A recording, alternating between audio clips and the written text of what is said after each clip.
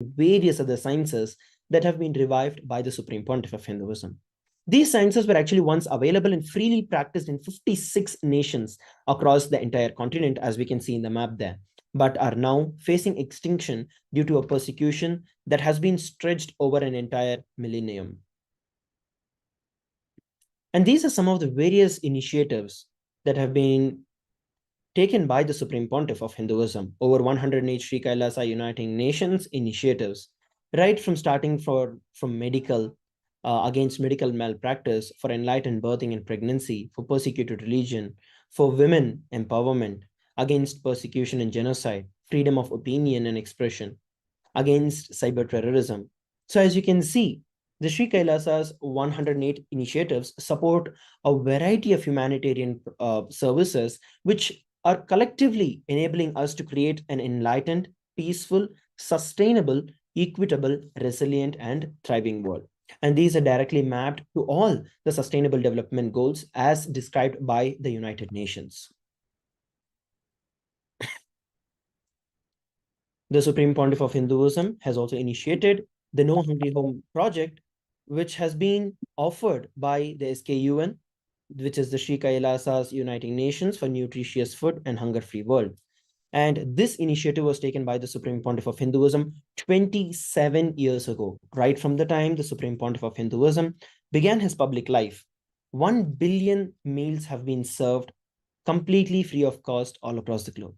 Every month over the past 27 years, the Hindu Adi Saivite minority community has served more than 3 million annadans, which is free organic meals as per the Hindu tradition, in religious gatherings to everyone without any discrimination of gender, caste, creed, or anything. 10,000 meals are served every single day, completely free of cost, and it hits peaks of heights such as 100,000 on the festival days. And you all need to know, literally in Hindu tradition, 200 days or I can say 250 days or 360 days are actually celebrative days. And here we are looking at another initiative taken by the Supreme Pontiff of Hinduism, which is Kailasa's Protective Preventive COVID Care Centers. As we all know, the current world is actually ravaged by the aftermath of the COVID pandemic, which came and which is continuing to exist and thrive. And during the peak of the entire COVID pandemic, the Supreme Pontiff of Hinduism had converted all the monastery campuses into a multi-layer quarantine facility where anyone and everyone, regardless of any difference in age, gender, caste, creed, ethnicity, color, socioeconomic status, everyone was invited completely for free, and all the basic necessities, including the food, the shelter, including the internet, and the facilities for each of them to function and work, was provided completely free of cost. And another important thing is that all the medical care was also provided completely free of cost. Over 30 million citizens followed Kailasa's 28-day spiritual regimen in 2020 when the COVID pandemic was in the peak. And even now, we are continuing to offer all of these services to a very large number of people as it is happening. The next we're looking at is the Nithyananda Hindu University and the Nithyananda Gurukul that is offered by the Sri Kailasa Uniting Nation for educational reform and development. The Nithyananda Hindu University, which is established by the Supreme Pontiff of Hinduism, is the world's largest Hindu university. And the Nithyananda Gurukul, which was revived and established by the Supreme Pontiff of Hinduism on October 2nd, 2006, the Supreme Pontiff of Hinduism inaugurated the Nithyananda Gurukul with a huge vision to revive the ancient Adi-Shaivite guru-disciple relationship, the authentic tradition of Hinduism, which is an authentic knowledge transmission system based on the very enlightenment. Looking at some of the facts and figures, the Nithyananda Hindu University has over 20 million plus students enrolled with over 7,000 plus free courses, extended campuses in over 150 countries. So this is about the Nithyananda Hindu University. Next, we're looking at the Nithyananda Jnanalaya, or the library, and the Hinduismpedia. And this is offered by Sri Kailasa Uniting Nations for protection of the Hindu scriptures. The Nithyananda Jnanalaya, the Supreme Pontiff of Hinduism, established the world's largest Hindu library to collect and preserve the 1 million plus Hindu manuscripts, Hindu scriptures, while ensuring that all the knowledge, that whatever is being revived, is actually made available free of cost to all the people, completely free of cost. So collecting, preserving, and digitizing and making it available to each and every one of you, all the source books of Hinduism that exist. Apart from this, the Supreme Pontiff of Hinduism has authored over 10,000 plus books in 3 languages, which have been translated into 50 plus languages. He has also published 10,000 plus articles and given 10,000 plus free hours of discourses with over 1 billion views.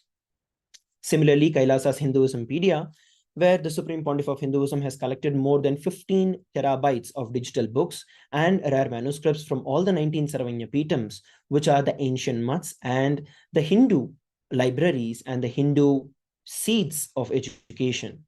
With over 1 million pages on Hinduism, the Kailasa's Hinduismpedia is a website, a collection of over 22,000 digital books, 1,000 plus e-textbooks, and 100,000 plus articles on various topics in Hinduism. The next we're looking at is confluences for the world peace that have been offered by the Sri Kailasa's Uniting Nation for Global Peace and Religious Harmony.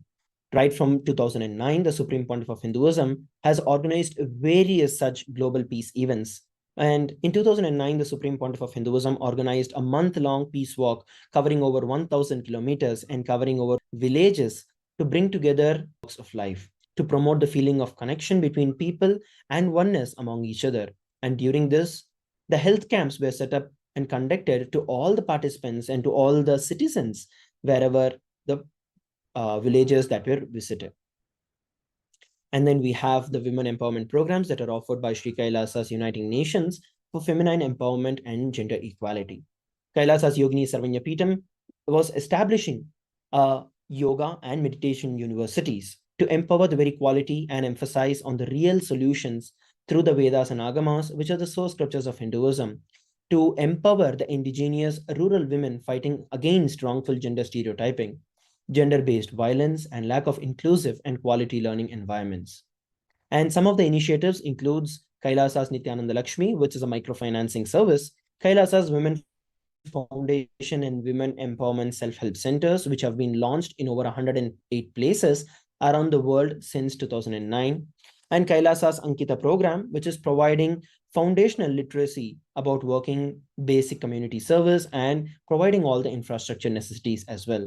And you also have the Kailasa's Ashraya program, which is providing vocational training programs to the rural and the indigenous women to provide equal opportunities to access to independent, self-sufficient financial environments.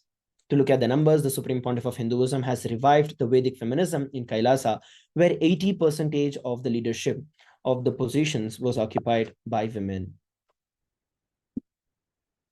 And then we have the Nithyananda Yoga, which is one of the very, very prominent and one of the most exclusive, I would say, something that is offered to worldwide, which every one of us know, which is the Nithyananda Yoga from the Sri Kailasa Uniting Nations for Yoga.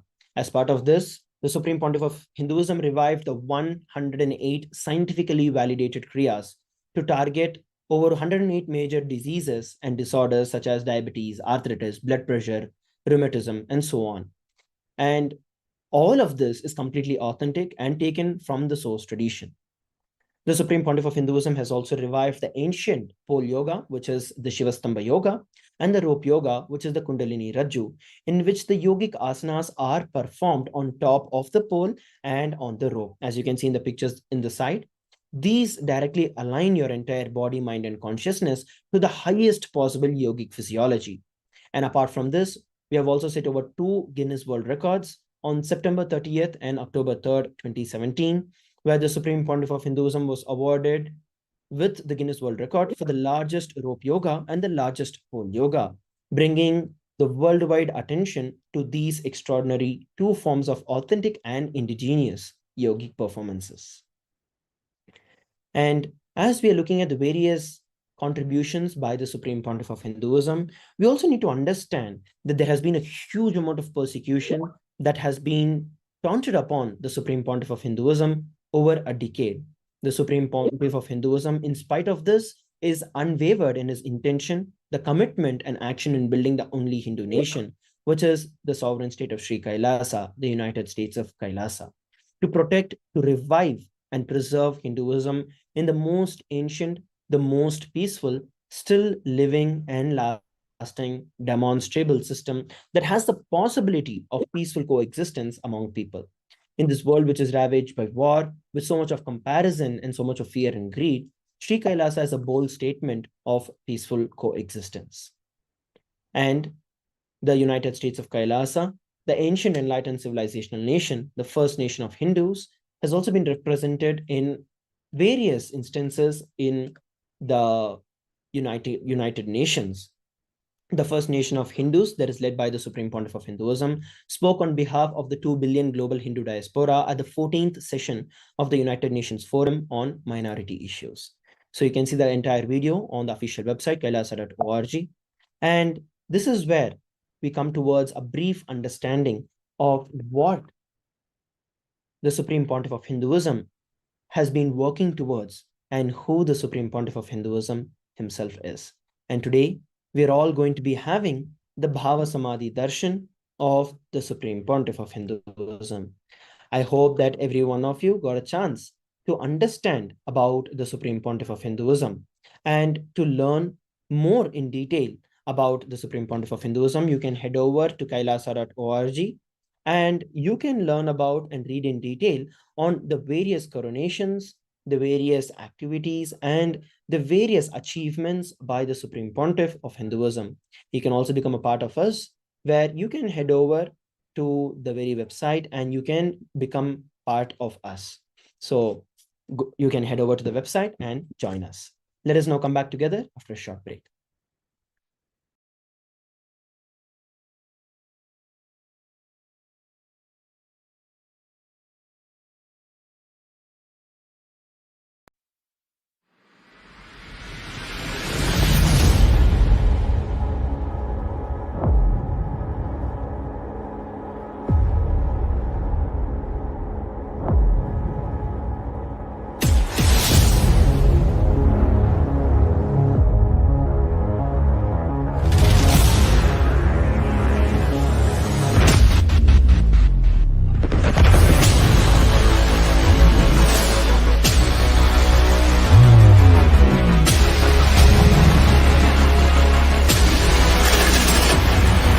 You will become Paramashivam.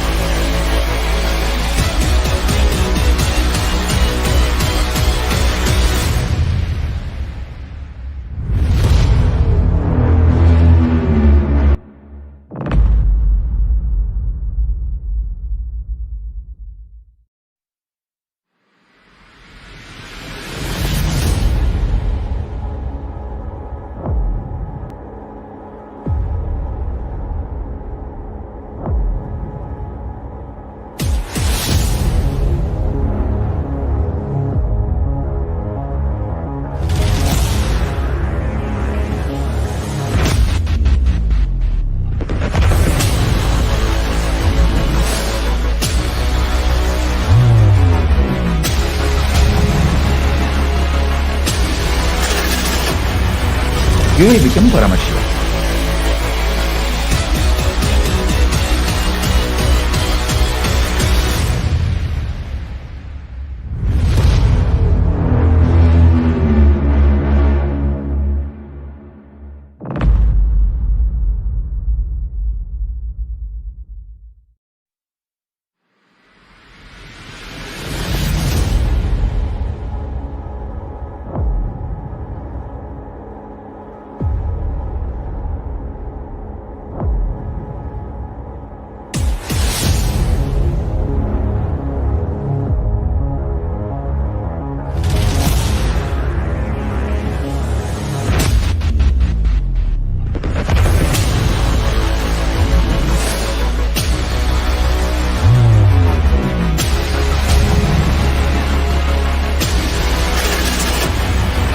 You will become Paramashivam.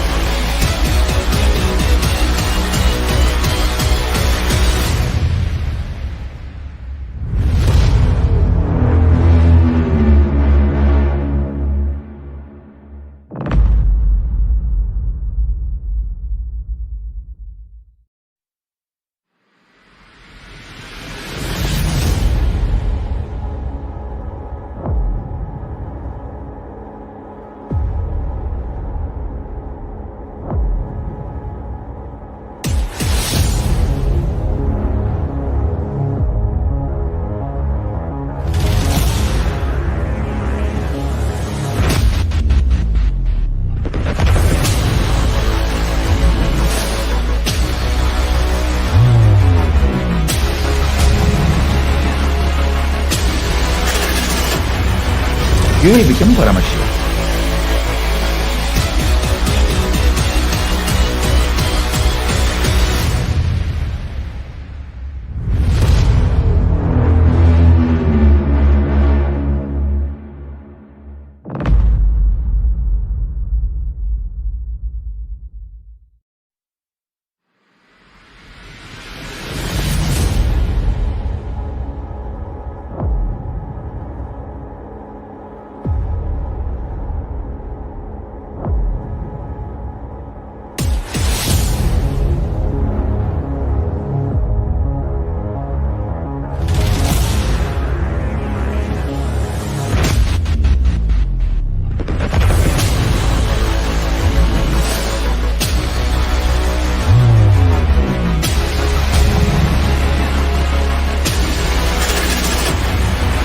You will become Paramashivam.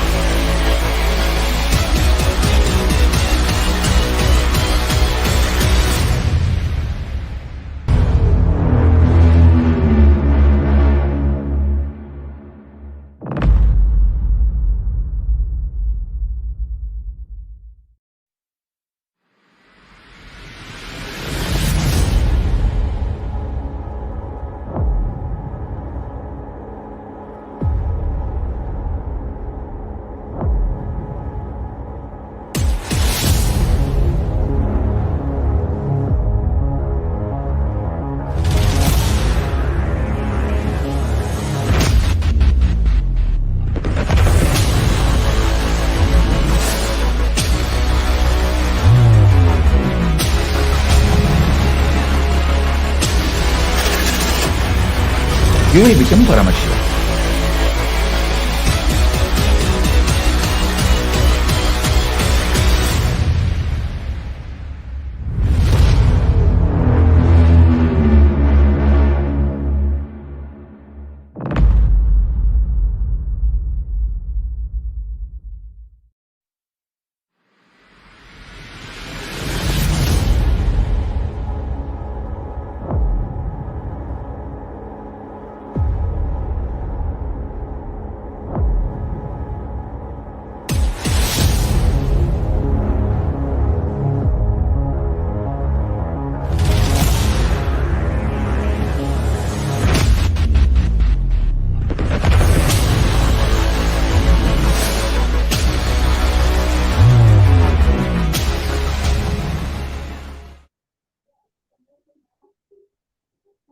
Nithyananda, everybody, welcome back. So, in the previous session, we learned about the Supreme Pontiff of Hinduism, and now we're going to be learning about the one of the extraordinary contributions of the Supreme Pontiff of Hinduism to this entire world, which is the power manifestation, the science of manifesting the extraordinary Shaktis. In the Vedagamas, which are the source scriptures of Hinduism, Paramashiva reveals in elaborate detail that there are over 463 powers, which each and every one of us as human beings are hardwired to manifest. Manifesting powers are described as a system, a method, and a science for human beings to explore and experience and express the various possibilities and powers, and to have access to the various states of consciousness. Shakti is manifest from the fundamental principle, from the cognition that you are a divine, and that you need to manifest the divine. It does not come from the cognition that you are a man and that you need to become divine. There is a difference between Shaktis and Siddhis. When the word extraordinary powers come in, many of us think of it as Siddhis. But no, there is something much more powerful, which are the Shaktis. And let us look at what are the differences between Shaktis and Siddhis. Shakti is expressed from the space of enlightenment, which is the very source of what we want to achieve. And as a very side effect of the feeling connection with the divine and high integrity with the Guru, you start manifesting these Shaktis. Whereas on the other side, Siddhis are powers that manifest from self-tapas or penance that an individual does towards enlightenment. Shaktis are the very source of enlightenment, whereas Siddhis happen on the path of enlightenment. The other thing with Shaktis and Siddhis is that Shaktis of Paramashiva manifest through ordinary human beings in an extraordinary way just after the initiation from Swamiji. Like, because you do not have to do anything other than receiving the initiation from the Supreme Pontiff of Hinduism, and you immediately start manifesting the powers. Similarly, Shaktis are permanent, whereas Siddhis are not. And not just that they are not permanent, they can also divert you from the very purpose of enlightenment itself. So, this entire science of power manifestation is actually authenticated through four aspects of evidences called as the pramanas in the Hindu tradition, the Vedagamic tradition. The first is the Shastra Pramana. Now, these four pramanas actually help us validate and authenticate the entire science of power manifestation. Taking the first, the Shastra Pramana, which is the scriptural reference as revealed by Paramashiva in the Vedas and the Agamas. And these are the eternal and unchangeable truths that are revealed. Next is the Apta Pramana, which is the experiences and the results of Aptas. Aptas are those beings who are enlightened masters and adepts in Hinduism. So, first and the foremost is being authenticated in the scripture, after which it is authenticated by the experience of these enlightened masters. Then next is the Atma Pramana, which is the personal experience of them, where the Supreme Pontiff of Hinduism, our beloved Swamiji, has manifested all of these powers and has validated the very manifestation. So that is the Atma Pramana. And the fourth is the Pratyaksha Pramana, which is the scientific validation. Of course, science is a long way to catch up with the Eastern science, but we are also continuously working with the modern science and the available modern technologies to validate each and every one of these powers. So before it is being offered to each and every one of you across the globe, it goes Shastra Pramana, Apta Pramana, Atma Pramana, and the Pratyaksha Pramana, just to make sure that it's a foolproof, time-tested, and a reliable science that is offered to you. So it's not just for some, it can happen, for some, it won't. It is a science which can be replicated for all. So that is what we are going to look at. Paramashiva, he is the ultimate. He is the source of all of these Shaktis. In the Hinduism, Paramashiva is a primordial divinity. He is the ultimate reality and cause, which is self-effulgent, Swayam Prakasha, all-pervading, unchanging beyond time, space, form, and causality. As the very fundamental base of Avyakta, which is the unmanifest form, and the Vyakta, which is the manifest existence of Paramashiva, he performs the Panchakritya, which is the five cosmic acts of Srishti, Sthiti, Samhara, Bhava, and Anugraha. Creation, sustenance, rejuvenation, pulling out of delusion, and liberation. So these are the five various actions that are done by Paramashiva, who's the source of all of these Shaktis, in form and beyond form. Manifesting Shaktis are basically when every ultimate truth, which is the jnana, which we are going to be learning through the day today in the next session, where we're going to be learning about the various powerful cognitions that are there. And when that actually gets mapped into your consciousness, which is your prajna, it manifests as the possibility and the power of every being, which is the prajnana. So now we are going to be entering into the power manifestation. We're going to get ready to witness a very unique and exciting power demonstration with every one of us. So myself, Srinitya Sundareshwarananda, I will be manifesting the power. And joining me, we also have Srinitya Parameshananda Maharaj, who will also be manifesting the power with us. So first, let us look at the science of third eye. Where exactly does Paramashiva reveal about the science of third eye? He reveals this science in the Vijnana Bhairava Tantra, Sutra 34. The Shastra Pramana, the scriptural reference in Sanskrit, which is the source language in which Paramashiva revealed, goes as Kapalantarmano Nasya Tishtan Milita Lochanaha Kramena Manaso Dadyat Lakshaye Laksha Uttamam. By fixing the mind on the inner space within the crown center, and sitting stably without any movement, having the eyes closed in succession. By that stability of the mind and the inner space, one directly sees the ultimate goal, which is the lakshyam, by having the vision beyond the sight that reveals any place or space, attaining the space of oneness with Paramashiva. So as we can see here, Paramashiva himself reveals in his very own words about this science of seeing through the third eye, manifesting the powers of third eye. So third eye is not just one power, but when your third eye is awakened, there is a multitude of powers that get awakened. And today, due to the time constraint and due to the brief introduction, we'll be showing you a couple of power manifestations for each and every one of you to just understand what is even possible. And this is actually possible by every one of you. Let's now look at the Apta Pramana, which is the experience of the great rishis who manifest this power. In the Bhagavad Gita, Bhagavan Krishna says to Arjuna, Natu mam shakshyase drishtu manenaiva swachakshisha divyam dadami te chakshuhu pashyame yogamaishwaram. Bhagavan Krishna says, you cannot see my cosmic form with these physical eyes of yours. Therefore, I grant you the divine third eye vision. Behold my cosmic opulence. In the Hindu Purana, the Bhagavad Gita, Bhagavan Sri Krishna initiates Arjuna into the power of third eye to behold Krishna's Vishwarupa Darshan. The 11th chapter of the Bhagavad Gita, which contains the description of Bhagavan Krishna's cosmic form, is also actually completely narrated by Arjuna as he sees Bhagavan Sri Krishna through his third eye. So this validates the science of third eye has been in existence not just now, but time immemorial, from the time we know of Bhagavan Sri Krishna. And in Swamiji's own words, the Atma Pramana, Swamiji says, the very first experience that I was able to see everything around me, above me, the whole 360 degrees, 10 directions, below me, everything. I realized not only I was able to see, I was able to experience all of it as me. Right and out. So that is the personal experience of the Supreme Pontiff of Hinduism. The next, we have the Pratyaksha Pramana, which is the empirical evidence from observation and scientific experimentation.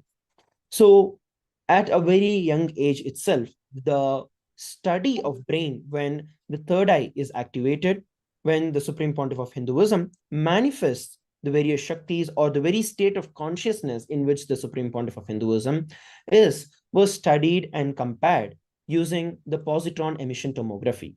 And the results were mind-boggling. While doing the daily activities, there was high activity that was measured in the brain where the third eye was located.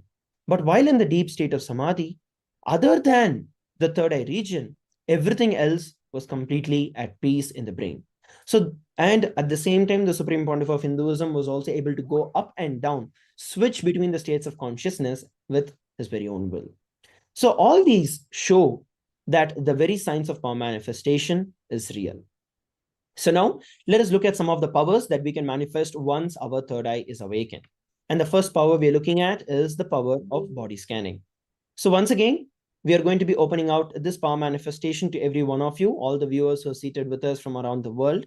So if you would like to understand and if you want to experience this power manifestation, if you want to go through this whole power manifestation, have a glimpse of it, you can go over and post a comment down in our live platforms, whether in YouTube, Nithyananda TV, the official TV, and any other platform, the Twitter or any other platform where we are streaming live at this point in time. You can put down and we will choose one of you so that you can experience this power manifestation. So while we are entering into this power manifestation, let's quickly run over the Shastra Pramana, which is the scriptural reference for this specific power of third eye. Earlier, we saw about the entire manifestation of the third eye powers, and now we're going to look at the Shastra Pramana for the power of body scanning. And this is revealed by Paramashiva in the Vijnana Bhairava Tantra, Sutra 54. Swadehe jagato vapi sukshma sukshmatarani cha tattvani yani nilayam dhyatvante vyajyate para. Bhagavan Paramashiva says, cognize deeply that from the subtle to the subtlest constitutive principles of your whole body or of the whole universe simultaneously consist of the essential reality. They are being absorbed in their source cause, which is Paramashiva.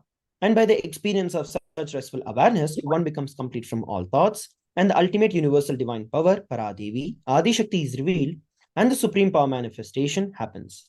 So this is actually the direct translation of what Paramashiva reveals with respect to how this science of power manifestation of body scanning is manifested. Let's look at an Apta Pramana, which is an instance from which has been recorded in our history of manifesting this power manifestation. And this actually from the life of a Siddha. Thereyer was actually a Siddha, and he is one of the very prominent disciples of Agathir, who is also a very, very important saint in our Hindu tradition.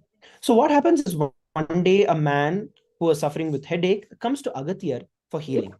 And Agathir uses the power of body scanning, and he identifies the root cause of the headache.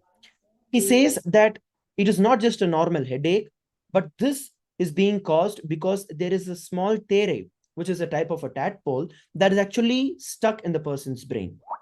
And Agatya immediately asks Terayar, who is his disciple, to immediately see through the third eye and to perform the surgery and remove the frog.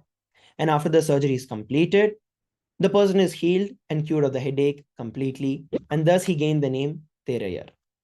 So this, as we can see, is an instance where this power of third eye non-invasively identifying the problems and healing them. So this was manifested by Terayar. And this is one of the thousands of experiences that are recorded in our Hindu history. And here we're looking at one other beautiful instance from the life of the Supreme Pontiff of Hinduism. Apart from the very well-known fact that the Supreme Pontiff of Hinduism is a very, very powerful healer, and at a very young age, even when the whole mission had begun, even at that time, the Supreme Pontiff of Hinduism was very, very well known for the science of healing and power manifestation in healing people. Here we're looking at one instance from December 22nd, 2019, when Swamiji actually expresses and revealed how he used the power of body scanning on himself. Paraphrasing his words, only when I had the multiple compound hand fracture, I was forced to go for surgery and therefore for medical checkups related to that. At that time, they detected heavy metal quantity in my different organs. It was revealed that I had been poisoned without our knowledge. I immediately diagnostic methods instead of medical facilities to study the body due to the poisoning. Through the body scanning, I found out what the problems and imbalances had happened and where the balances had to be done. And I used allopathy as a second opinion to verify my findings. So as we can see, this is one of the various examples, various experiences that we can all see in our life where the Supreme Pontiff of Hinduism used this very power of body scanning. And this rare science has been gifted to each and every one of us through the power of initiation.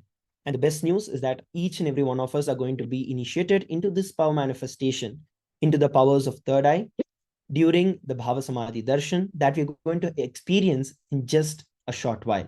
So now it is time that we enter into the power manifestation itself, where we are going to see, and each of you are going to experience this power. So we actually have a volunteer. Sorry. So we actually have a volunteer on the YouTube platform. So we have Mr. Sharma, who has requested for the power of body scanning. So yes, so while we are also having a lot of comments that are coming in YouTube and in the other platforms as well, we are going to be just picking up one person so that we can manifest the power, and we can also demonstrate a couple of different powers which are there for each and every one of you. So now what we will be doing is we'll be chanting the Mahavakya, Om Nithyananda Paramashivoham. And by chanting the Mahavakya, Om Nithyananda Paramashivoham, we actually establish ourselves in the space of oneness with Swamiji. And from that space of oneness, by connecting with Swamiji, we are able to manifest this power and see through our third eye whatever is the problem that Mr. Sharma is facing in his body. So now let us enter into the power manifestation. Om Nithyananda Paramashivoham.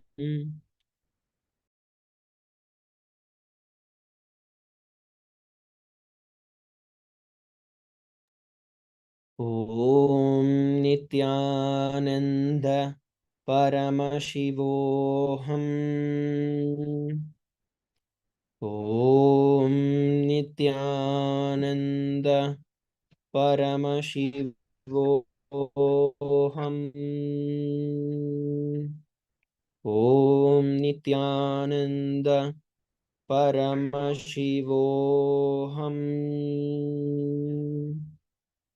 Om Nithyananda Paramashivoham. Om Nithyananda Paramashivoham. Om Nithyananda Paramashivoham.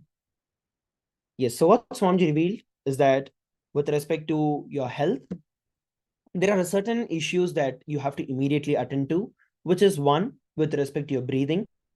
And you have been facing a lot of breathing difficulties for quite some time right now, but you have been avoiding them and neglecting them through the whole time. And taking are not directly helping you with it. So let me tell you what reason why you are facing it, as Swamiji revealed. Swamiji revealed that the reason for you having all these breathing issues is because of your excess weight and your unhealthy eating practices. Swamiji revealed for you to switch over to a vegetarian diet and to a vegetarian lifestyle completely, so that all these toxins that have been accumulated in your system, in your body, due to eating various other non-veg and the other items over the last many years, will completely be drained out. And this is something that you have to attend to immediately, because it is affecting your lungs in a very, very powerful way, which is going to degrade your health down the line in a very irreversible way.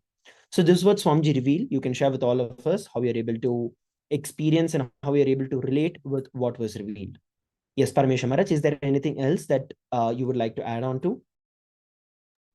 Yes, I also saw that what I saw that you need to start taking more of raw vegetables, because I see there's a lot of intake of this fried items and processed food, like a lot of this packaged food like chips and all those things. I see there's a lot of casual intake of that, which is not required. And I see that you have to start moving to taking more of organic and raw vegetables, raw fruits, and start making that as your diet than adding these kind of other processed and packaged foods. Yes. So, yes, Aya, you can share with every one of us in the chat as well how you're able to relate with what was revealed. So, now it is time that we move to the next power manifestation. We have many participants who are actually posting, many people who are posting. We have Jack, we have Sam, and we have Masarnaka also, who has requested for the power manifestation. We are going to be manifesting the powers as we keep continuing the next set of power manifestation as well. So now what we're doing is the power of remote scanning. So once again, this is a very, very handy power that comes into reference with each and every one of us, where day to day, as we all know, we miss out things, we leave our keys, we leave our phone, and things just disappear out of our sight, and we don't remember where we had them. So it's one of the very, very practical applications where not only you can find these things and figure out these things just through your third eye, but you also have access to see through things up to completely different lokas and planets completely. So let us look at the Shastra Pramana of this power manifestation as revealed by Paramashiva. The Shastra Pramana for this power of remote vision is given by Paramashiva in the Vijnana Bhairava Tantra, Sutra 92. Vyomakaram swamatmanam dhyaye digbiraanvritam nirashraya chitishakti swarupam darshayetata. The translation is Bhagavan Paramashiva says, concentrate and cognize with restful awareness on oneself in the form of a vast etheric space or sky, which is limitless in any direction whatsoever. Thus, the Chiti Shakti, the power of consciousness freed from all support, reveals and manifests herself as the form of one's essential nature or self. So that is actually the Shastra Pramana. And here we're looking at the Apta Pramana, which is the reference of power manifestation of remote vision from the Mahabharata. Even the previous, where we learned about Bhagavan Shri Krishna giving the Vishwarupa Darshan. Similarly, the Hindu Purana Mahabharata, the whole war, the entire sacred scripture of Bhagavad Gita, is actually narrated to the blind king Dhritarashtra by his trusted charioteer Sanjaya. Sanjaya was actually initiated by Bhagavan Shri Krishna, and he was initiated into this power of Duradrishti and Durashruti, which is the power of remote vision and remote hearing, both. And it is actually through Sanjaya's narration that all of us got the benefit and all of us were gifted with the sacred scripture of Mahabharata and specifically Bhagavad Gita itself. So that is the Apta Pramana, the reference of this power manifestation of remote vision. Next, let us look at the Atma Pramana, which is the personal experience from the life of the Supreme Pontiff of Hinduism. Narayana Swami Tata was one of the gurus of the Supreme Pontiff of Hinduism, who was actually very well known in Tiruvannamalai, and he was able to see remote distances at ease. It was very well known in the entire Tiruvannamalai that anywhere at any time, if someone is missing, or even as small as something is missing to as big as criminals who have done crimes and they have disappeared or in hiding, the police department and the people from the police department used to go to Narayana Swami Tata to seek guidance and to ask where those people were. So one day what happened was one similar instance. Swamiji, the Supreme Pontiff of Hinduism, was sitting with Narayana Swami Tata, and there were people who actually had come, or a senior police officer had come to Narayana Swami Tata seeking help for finding an important thief who they were actually searching for the last 1 week but could not find. So Narayana Swami Tata just turned towards the Supreme Pontiff of Hinduism and asked him to see the whereabouts of the thieves in the mirror that was there in front of Narayana Swami Tata. And the Supreme Pontiff of Hinduism applied the Jnananjana, which is an alchemy product, on the mirror, and not only could see where the thieves were, but also show the very same visual to the senior police officer. And exactly as been pointed by the Supreme Pontiff of Hinduism, the thief was caught in that very same location. So this is one instance of this power of remote vision. As we can see here, the cup in the right hand side of the screen that you can see with the black paste is the Jnananjana. So Jnananjana is a spiritual alchemy product which is initiated, energized by the Supreme Pontiff of Hinduism. And when this is applied on all the three eyes, it completely activates the three eyes and raises the frequency of all your three eyes. This is an alchemy product that is described very elaborately in the Agamas to experience the third eye awakening and to manifest described in the Jnananjana, in the various Agamas. So you can attend the various programs where you are gifted and initiated into experiencing and having this Jnananjana in each and every one of your own places. So this is a Jnananjana. And now let us look at experiencing this power manifestation. This Jnananjana was also used on the betel leaf, on the Paramashiva Shila, which is the granite, as you can see. And it was a very, very beautiful existence where during the time of Meenakshi civilization, people actually used Krishna Shila, which is the granite slab, the stone slab. And the uniqueness of the entire universe is in their hands. Just by applying the Jnananjana, any visual could be seen in that. So that is the same power manifestation that we are going to be manifesting. So any of your participants, like you want to know or you want to experience this power manifestation, you can just go over and put your comments. See, it can be as simple as you lost something, or you just want to test it and you want to know what is there in your room at this point in time, or anything like that that you would like to experience this power manifestation. Just go over and put in the comment section, and we are going to be manifesting this power for you. So let me just go over. Yes. So we have John, who has posted to describe the place as he is, where he's attending the program right now. Yes, sure, sure, John. So what we're going to be doing now is once again the same. Actually, if you see, the very core of power manifestation is the same, where we connect in the space of oneness with Swamiji, because Swamiji has already initiated us into the power of third eye. All that we have to do is literally just connect in the space of oneness with Swamiji and then reveal whatever Swamiji shows. So now once again, I'll be chanting the Mahavakya, Om Nithyananda Paramashivoham, and sharing with every one of you whatever Swamiji is revealing. Om Nithyananda Paramashivoham. Om Nithyananda Paramashivoham.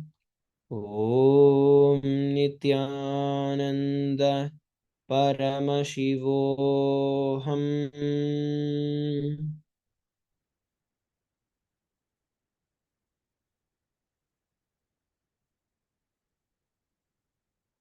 Yes. So, John, what I'm able to see is that wherever currently you're actually sitting is actually in front of your system. You're actually there inside your personal room, like a bedroom, where you're actually randomly just scrolling over and having the entire view also minimized as another screen on your very screen.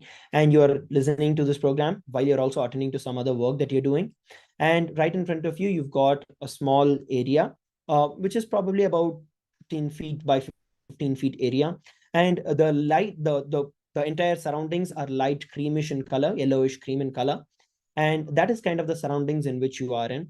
And you also have a built-in the wall rack or the wall cupboards that are there, the wardrobe that is there as is, and it's made of wood with triple partitions in it. And towards the right, you have like a small table, and you also have a couple of, which is to be more precise, two extra seaters where people can sit, and you are on a reclining seat that is there. And towards the left, you have a lot of space that is there, technically where the bed is supposed to be, but you have converted this room more like your office area. Especially this happened during the time when the COVID pandemic hit. So you kind of switch this over to a work from home place kind of a thing. So yes, this is what Swamiji revealed me. Parameshwar Maharaj, you can share if you have anything else to add. Yeah, and I also see that in the table that you have, the table is towards the wall, and there's a window which is there, not straight, not right in front of you, but towards the side. There's a window also, and I see that your house, your building. So that's so I see like there's you can from your window you are able to see a tree in front of it.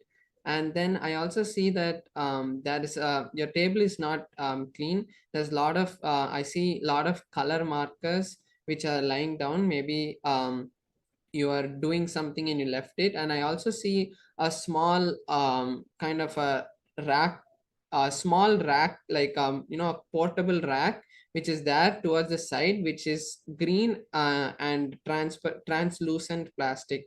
So I saw this, and then I also see that you have a black mug next to you. And I also see that your system, your monitor is a MacBook. So these were the few details I saw. Yes, that's wonderful, Parameshwar Maharaj. I request John Robles, you can share with every one of us how you are able to relate with whatever was revealed during this power manifestation. So now let's move to the next power manifestation. So next is actually a very exciting power manifestation where we are actually going to manifest this power of consciousness over matter. So many times we have seen in movies and sci-fi stuff where people are able to move things without touching. People are able to telepathically move things, change things without actually the physical contact or physically having to use external force towards any movement. But this is actually a reality that can be experienced and expressed by each and every one of us. This is the power of consciousness over matter, where you can actually manifest the movement of anything without any external force by just using your consciousness. And Paramashiva actually elaborately describes about this power in the Vijnana Bhairava Tantra, Dharana 95, Sutra 120. क्वचिद् वस्तूनि विन्यस्य शनैर्दृष्टिं निवर्तयेत् तज्ज्ञानं चित्तसहितं देवि शून्यालयो भवेत्. Bhagavan Paramashiva says, having fixed one's eyes on a particular object, Vastu, one should slowly withdraw the sight from the object, as well as slowly eliminate the knowledge of that object along with the thoughts and the impressions of it. Then, O Devi, one abides in Shunya, the state where there is nothing other than this exists, which is the state of all inclusiveness and infinity. Yes, so this is the Shastra Pramana. Let us now look at the power where this belongs to. So this is also part of one of the various powers of the Ashtamaha Shaktis. So now let us enter into this power manifestation where we are going to be seeing Parameshwar Maharaj manifest this power for every one of us. So now we are going to be seeing Parameshwar Maharaj do that. So Parameshwar Maharaj, you can also share a little more in detail about how you would be manifesting this power. Yes. So the way the Supreme Pontiff of Hinduism has initiated us, then we'll be first level is just rolling the coconut on your hand and feeling the vibration. But as you go further, when you start getting deeper and deeper into the space, of oneness with Paramashiva, you are able to command the cosmos more fluently and with more ability. Then you will start being able to move the matter in an upward direction. So now I'll be placing the Atmalinga on my hand. Recently, also, Swamiji has been initiating us into this power, and I'll be placing the Atmalinga on my hand. And just by connecting with Paramashiva, I'll be raising the Atmalinga and it will be standing. So that is what we are going to be manifesting today. The thing is not to make the Atmalinga balance on the hand or make the Atmalinga stay, but the thing is, when you start getting into that space of oneness, you are able to create the realities that you want. You're able to manifest the desires that you want, because at that time you're one with the field. You don't feel that you are separate and the rocks or the building which you are in, the trees, the space you're in is different. Because like how you move your arm, you feel your arm, it is you. You don't feel that I have to do a work to lift it. So the same thing, when you move an object like the Atmalinga, you will be connecting with it.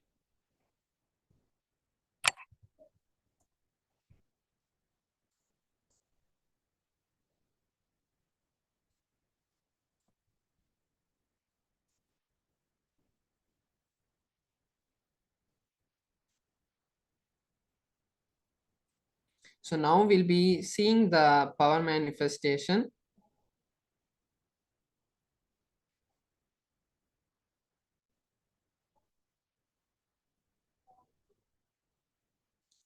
So this is a flat surface. I've just kept a pillow so that the Atmalinga doesn't fall, and it's a flat surface. Now I'll be keeping my Atmalinga on my hand, and just by chanting the Mahavakya, I will be making the Atmalinga to stand.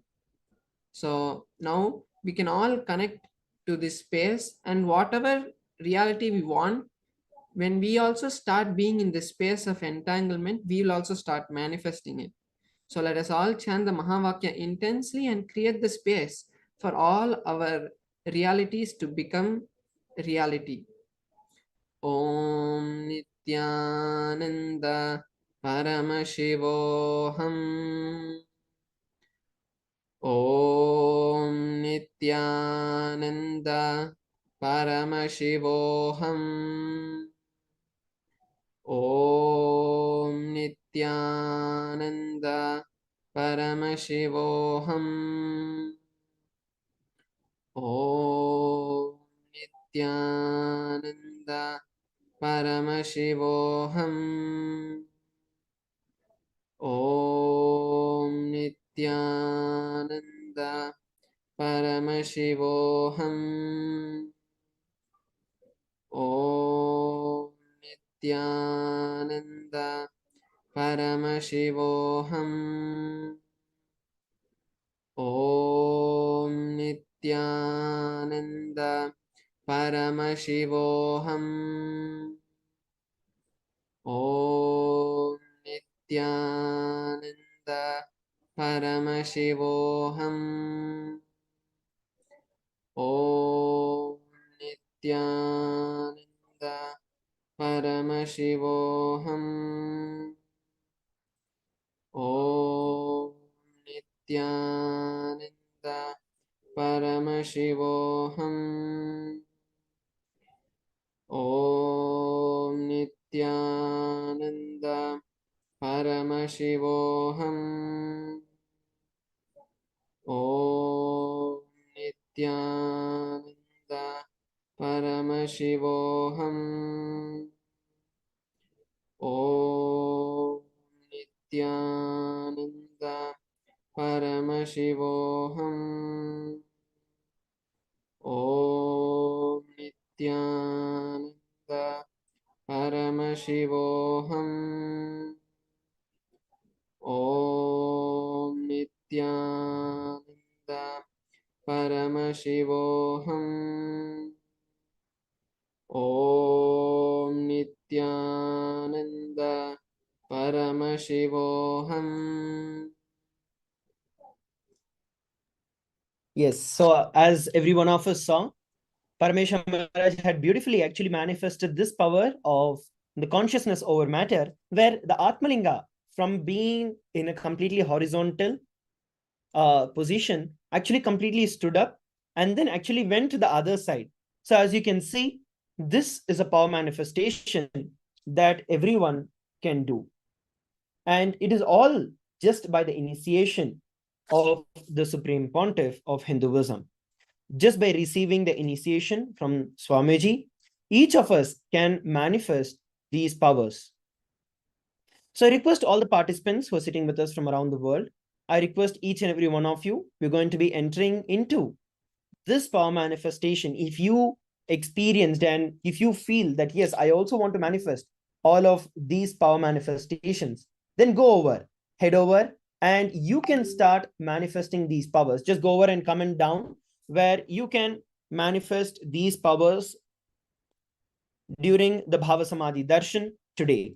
So once again, I request all the participants, you can put out your experiences, you can put out your comments in the YouTube comment section and in other various sessions, various other platforms that are there.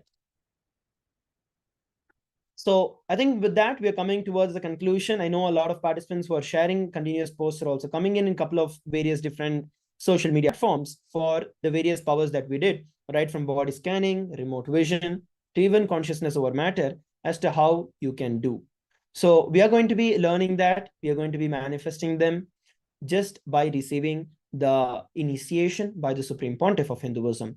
Next, coming up is where we are going to be learning about some of the various powerful cognitions that is going to empower us into receiving the darshan of the Supreme Pontiff of Hinduism. So I request all the participants from around the world, stay tuned. We're going to catch up together in just a short while after a short break. Thank you, Nithyananda.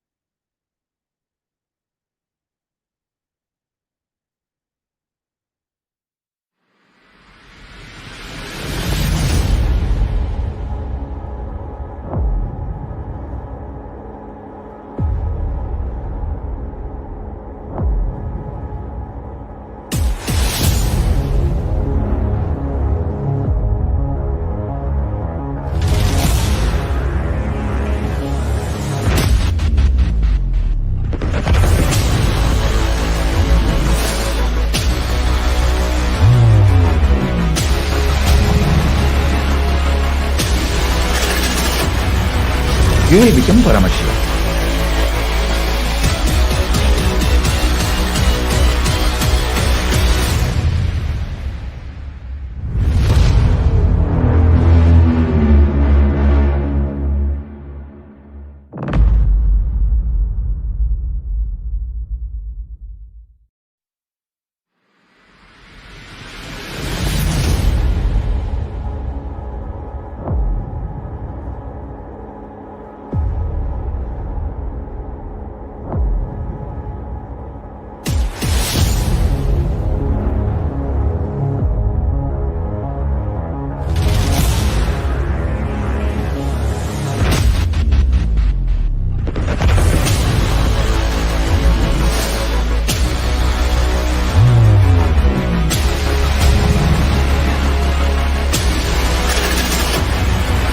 You will become Paramashivam.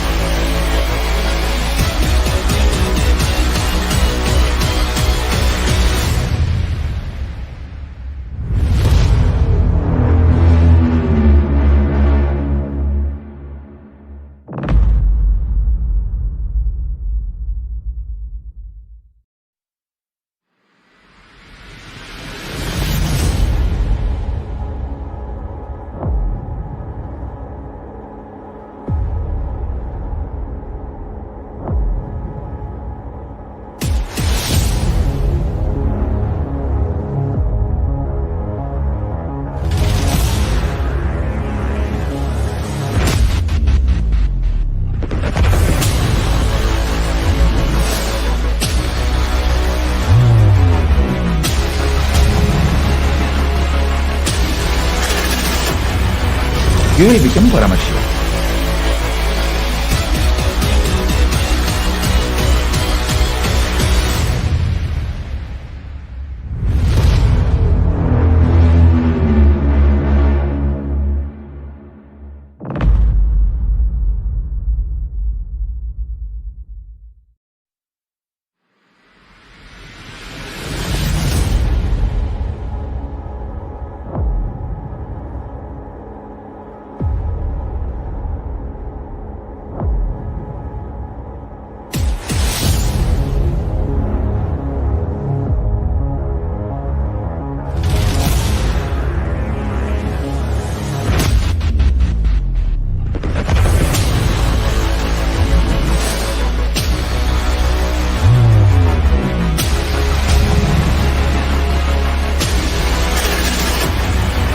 You will become Paramashivam.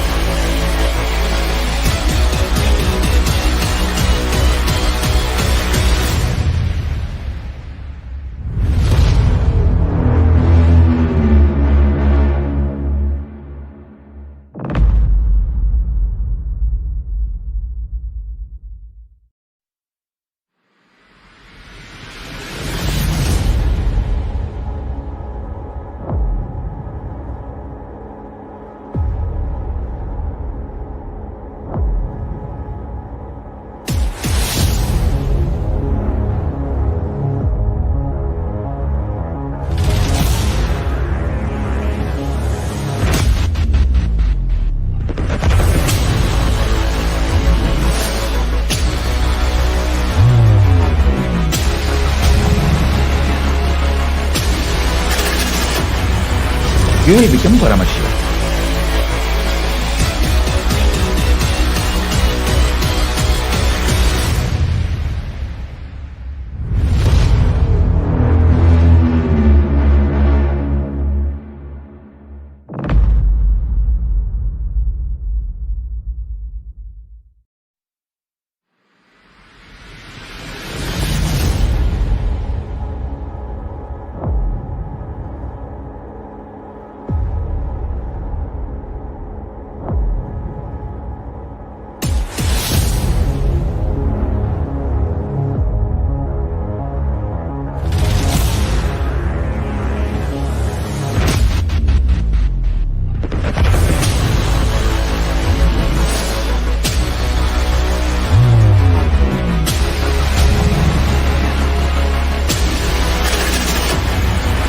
You will become Paramashivam.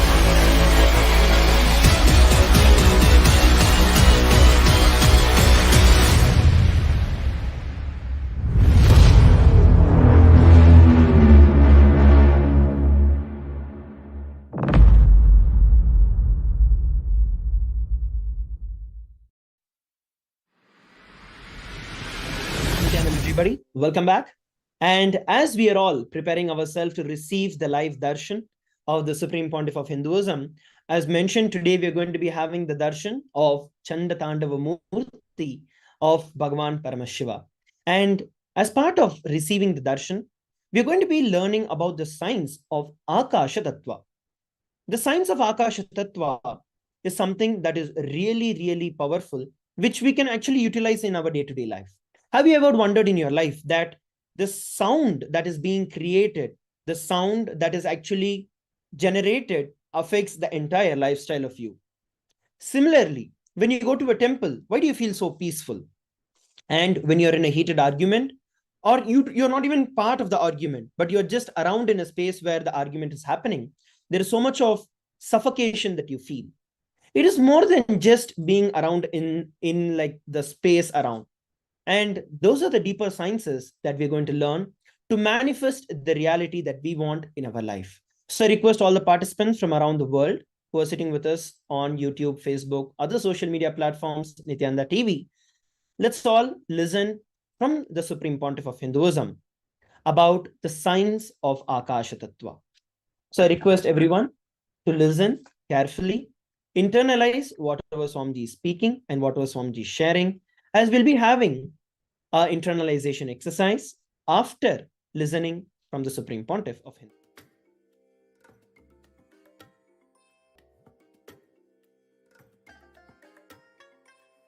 Space. Kasha. Let me use exactly the word Mahadeva uses. Akasha is modern Sanskrit word. In original Agama, the word Kasha only is there. There is a possibility in that palm leaf. Sometimes this corner of the palm leaf gets broken. So,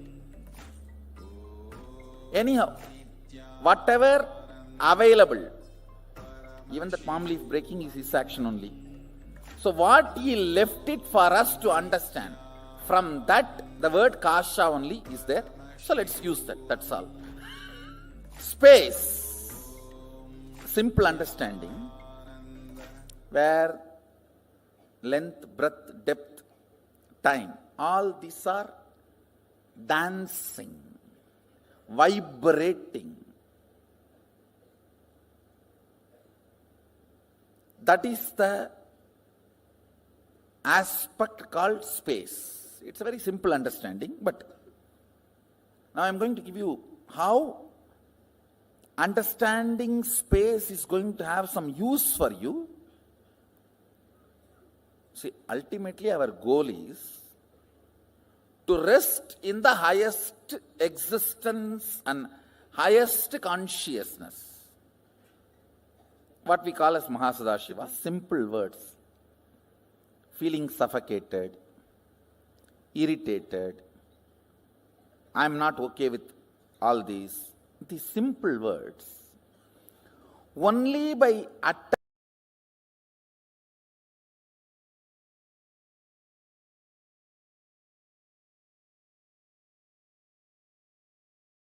space, Kasha.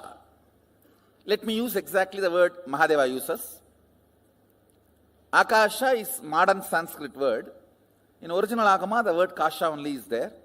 There is a possibility in that palm leaf. Sometimes this corner of the palm leaf gets broken. So, anyhow, whatever available, even the palm leaf breaking is his action only. So what he left it for us to understand, from that the word Kasha only is there. So let's use that, that's all. Space, simple understanding, where length, breadth, depth, time, all these are dancing, vibrating.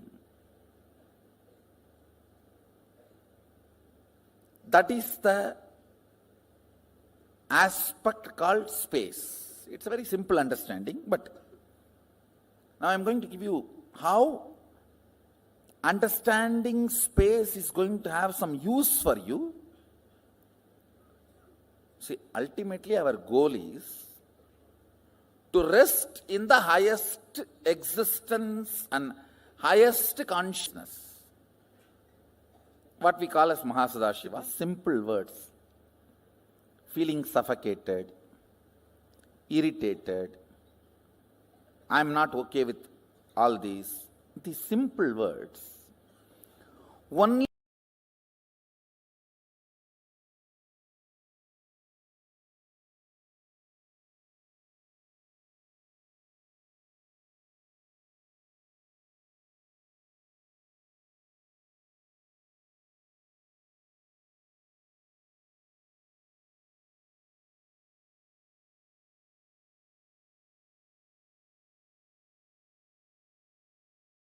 Only by uttering them again and again, you create that feeling. How many of you understand this? Usage of those words avoided, that experience is also avoided. How many of you understand that? So, can you take 2-3 minutes and pen down, listen carefully. Usage of words in your space, becoming experience, few incidents. When you started using these words, cherishing these words, and manifesting those experiences in your space. Just for you to understand, listen, please listen. if sound is generated. If a thought is stuck on the space, reality is generated. That's all. Thought, idea, depression, irritation, simple words. How you teach to these teenager kids, how they pick up between when you guys are fighting, I cannot tolerate this, I can't digest this, hell with it, better to die than living like this. All these words, they pick up while both of you fight. And when they use that word on their space, they generate that as an experience. You yourself have done this crime against you. First time when you did this crime, try to remember and pen down. See, where you could have avoided the word and avoided the experience, that is called freedom. You chose the word and chose the experience. After that, even if you don't choose the word, experience does not leave you. That's called marriage.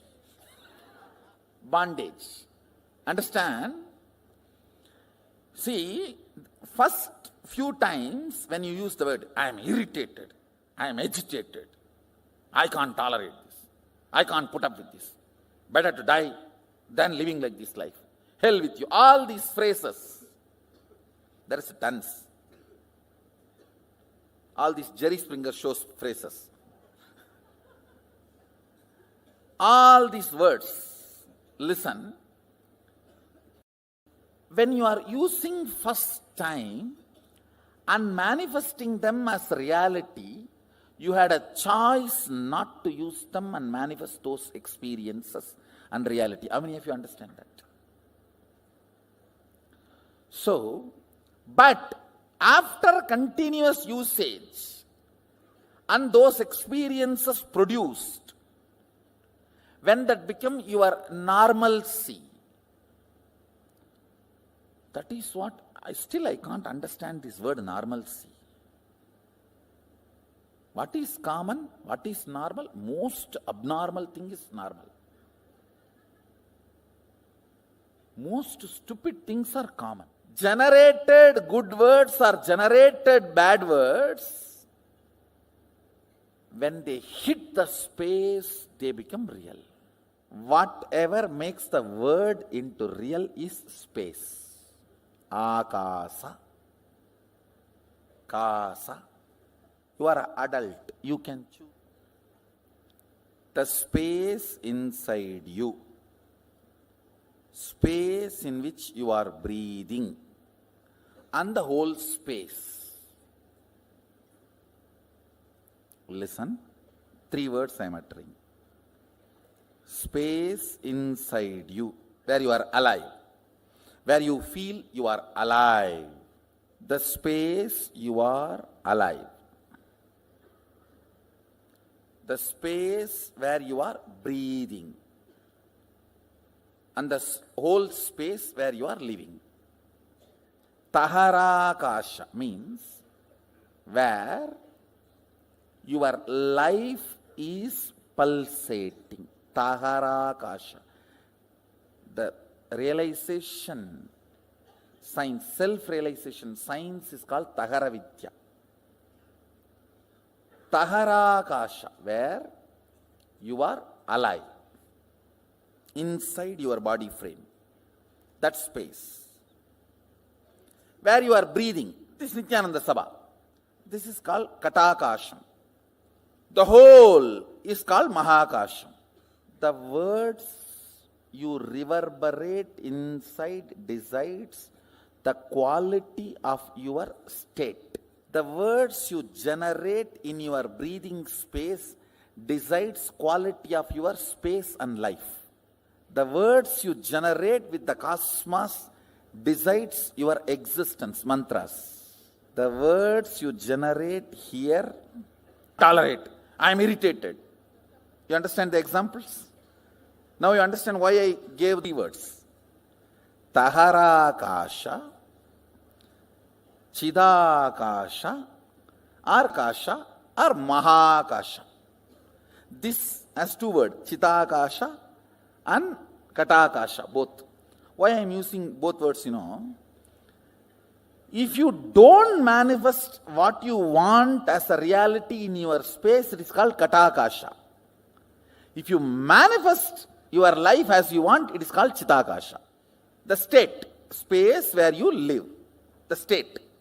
Space where you operate. As of now, all of you are operating in this Nithyananda Sabha. Am I right? So this is called Katakasha. If you don't manifest what you want as reality, but if you manifest what you want as reality in your breathing space, it's called Chitakasha. Conscious space. Katakasha means mud space. Katam is a mud pot.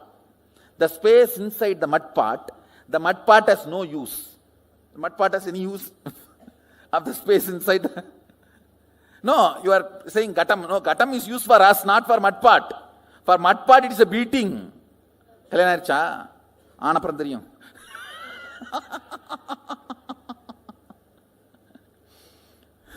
No, he is trying to show, no, there is a use, Gatam. Gatam music is used for whom? For us who generates, not for the Gatam. In your space, listen, your state is Taharakasha, where you exist, Taharavidya. Taharavidya means the knowledge of enlightenment, science. Now, whatever I am talking to you, all these can be classified as Taharavidya. Precisely, if I have to translate that word, grounded in existence. Tahara. Grounding you in your soul, Atman, enlightenment, is called Taharavidya. Where you are grounded is called Taharakasha, the space of your life, alive. Your state. Generate there and hit you decides the state you are in. Feeling experienced, expanded, joyful, or suffocation, all is within this. How many of you are understanding?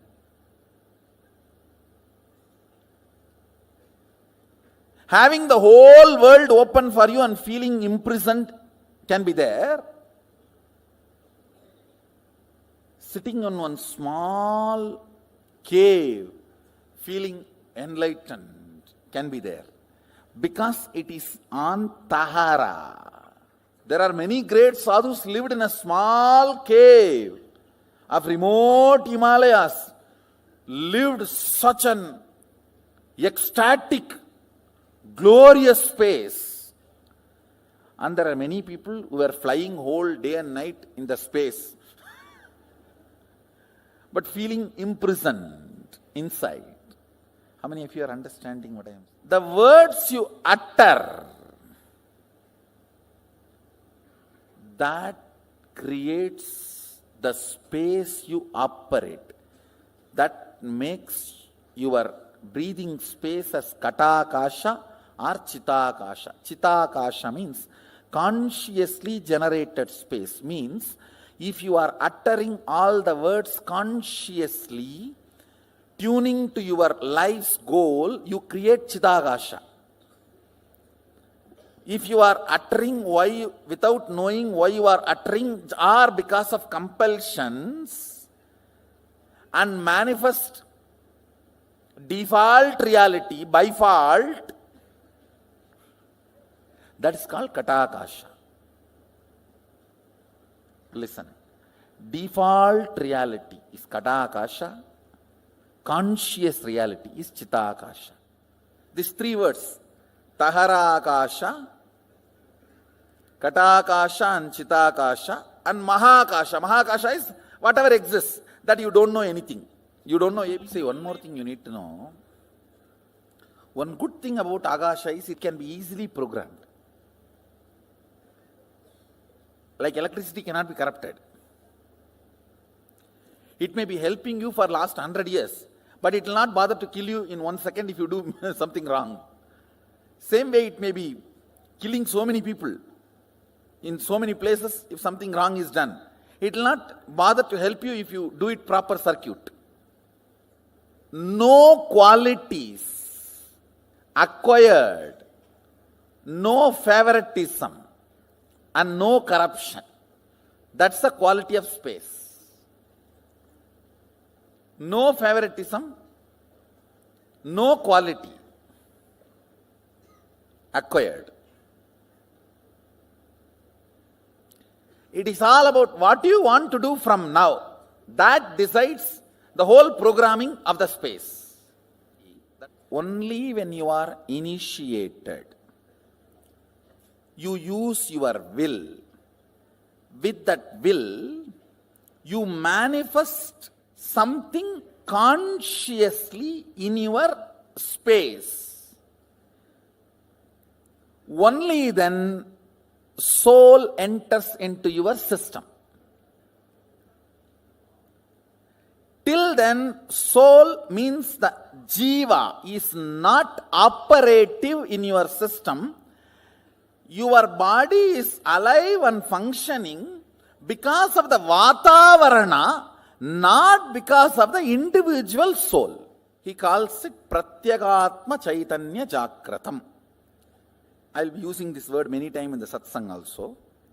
Individual conscious will awakening and declaring its existence. If you know, yes, I exist, and I have this as a problem, this as an inspiration. Even if you have a problem, it's okay. But your individual will should perceive the problem, only then it will start cracking the code. Understand? The katakashic existence is called accidental existence. You need to use your will persistence ferociously. You need to break the laws of katakasha, that is called tapas. Breaking the chains of your vatavarana by will persistence is called tapas.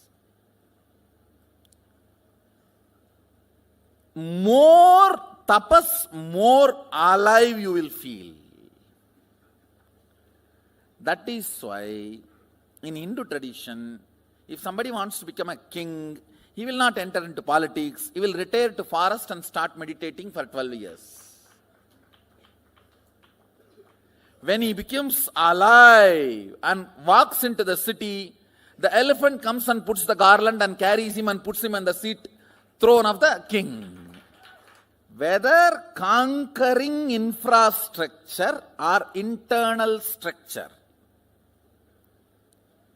breaking katakasha by your will is the only thing any human being need to do in the life.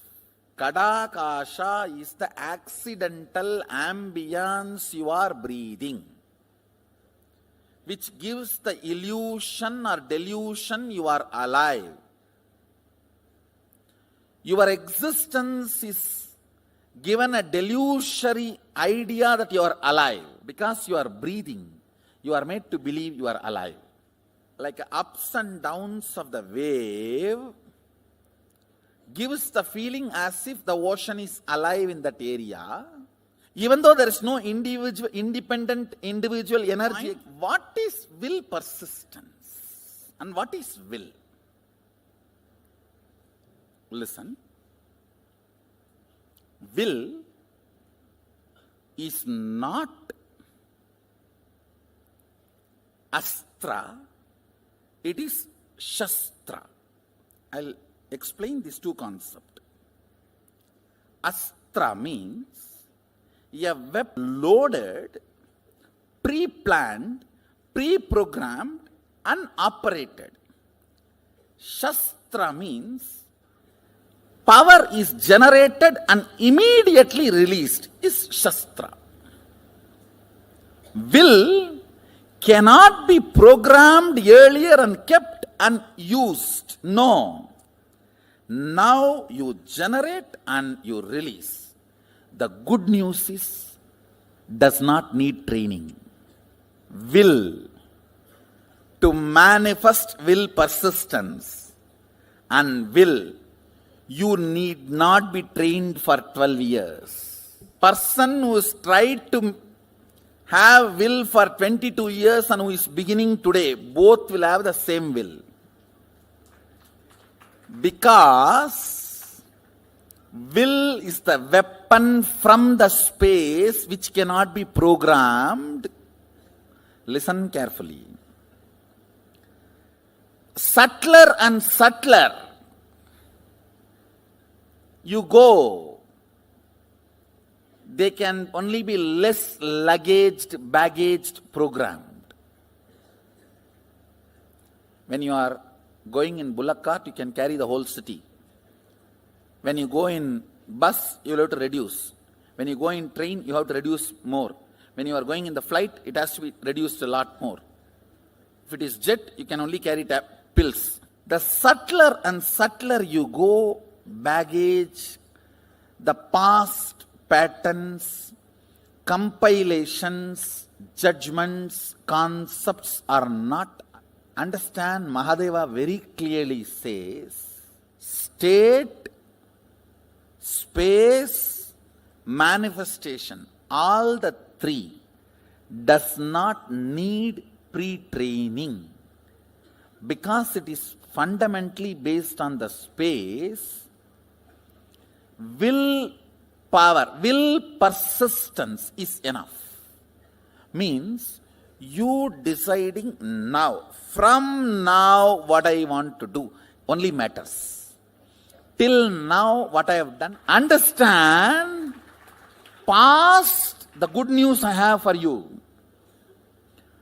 Past is irrelevant when you are working with the space, Akasha. Present is too relevant when you are working with Akasha. Clear?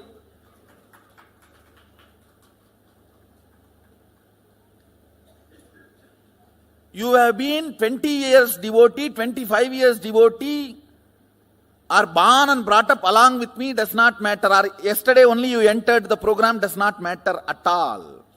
From this moment, what do you want to do matters. Now do you want to manifest power and cognize what I am sharing with you? Taharakasha means your soul is infused into you in the form of Shaktipada as a will. Will means experience, I exist larger than what I was feeling as me till before the initiation. How many of you are catching what I am saying? How many of you feel, listen carefully, after the initiation and power manifestation, even the way you feel you is much larger. That only manifests into Katakasha and makes it into Chidakasha. If you don't manifest power, your Nithyananda Sabha is Katakasha. If you manifest power, your Nithyananda Sabha is Chidakasha. Signs of initiation. Diksha. This word Diksha need to be understood. The word initiation is too superficial for Diksha. If I have to translate exactly the word Diksha into English, breathing life, infusing life. The frequency of your will existence raised to the level of frequency of will persistence to become the realization of will reality, realization. Understand? Taharakasha. Breathed. Guru breathes life into Tagarakasha. With that you start that will persistence. With the will persistence you start manifesting. Not only powers, even the life as you want. Katakasha becomes Chitakasha. Understand?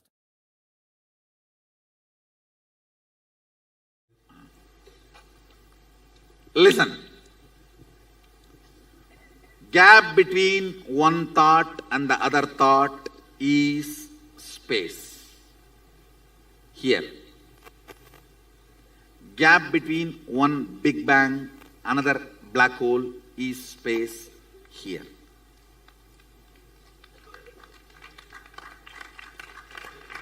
Listen. Listen carefully. LBD active. LBD active on the space generates time. Anything gets active on the space generates time. Space is the canvas on which all these four exist.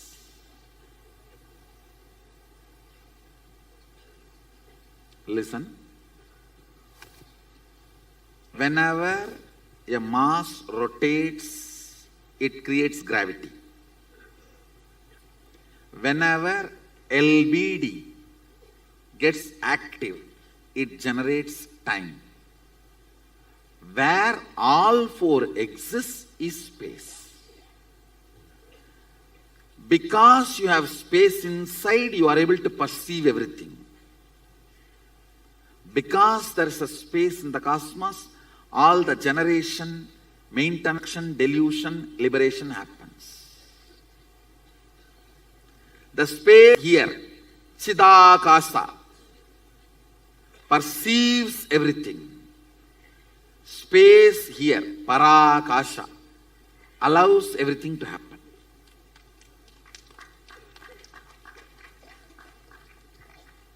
Little more. Little more.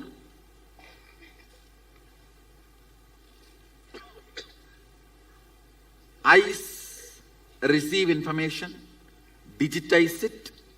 I should call bio-digitizing. Sense it. It hits at one space and the response comes back.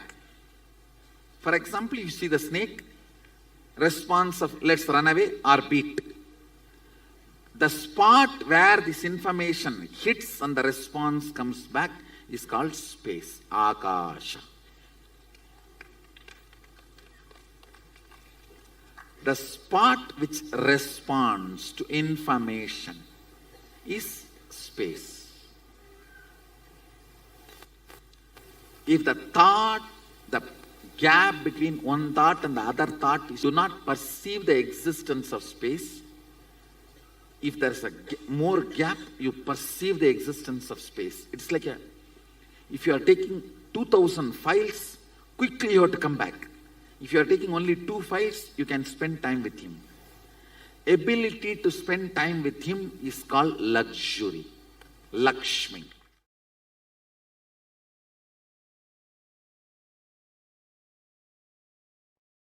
Just like gravity has its own logic,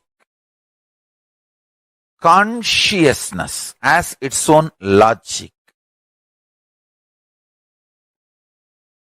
Brahmanda, cosmos, is Pindanda, the body you are carrying.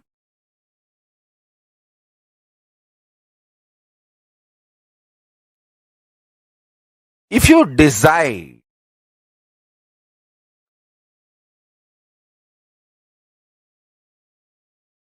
we all need to know decisions are not a logical thought current. It is Sankhya, multi-dimensional logical force. Sankalpa is not one more thought or idea you have.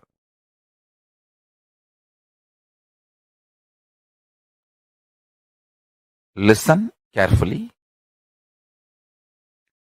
Conscious visualization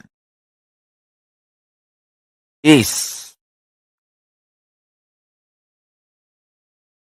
impacting your inner and outer reality in multi-dimensional way. Conscious visualization is the Sankhya, multi-dimensional logic way. I will repeat, listen. Conscious visualization, Satya Sankalpa, is the way you can impact your inner and outer reality drastically.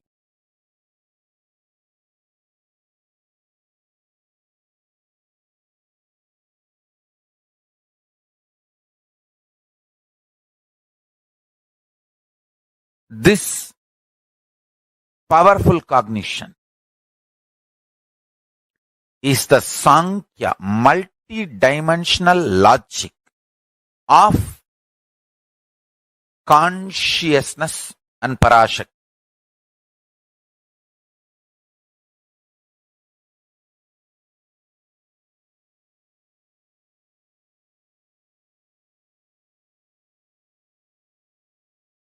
We all underestimate the power of conscious visualization.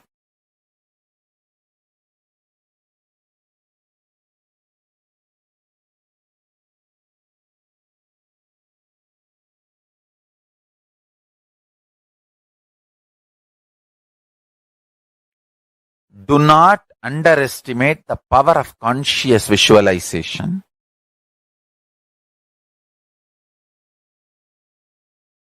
Because conscious visualization directly impacts the space, Akasa Tattva. Akasha Tattva is powerful enough to manifest what you want in your life.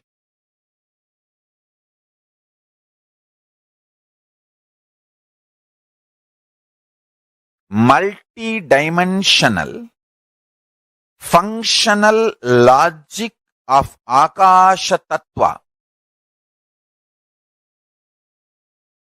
space principle, the space power. I will reveal it to you now. Listen.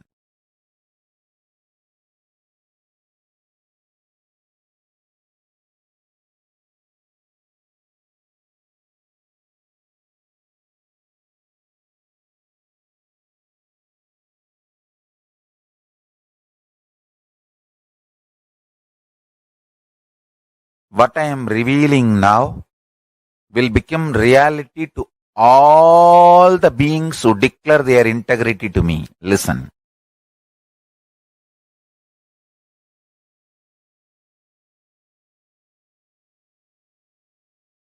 If you want, take few seconds and consciously declare your integrity to me.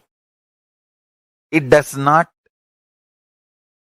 require you to give your money or any precious things you think as your possession. Nothing need to be renounced. Be very clear. I am putting it very clearly.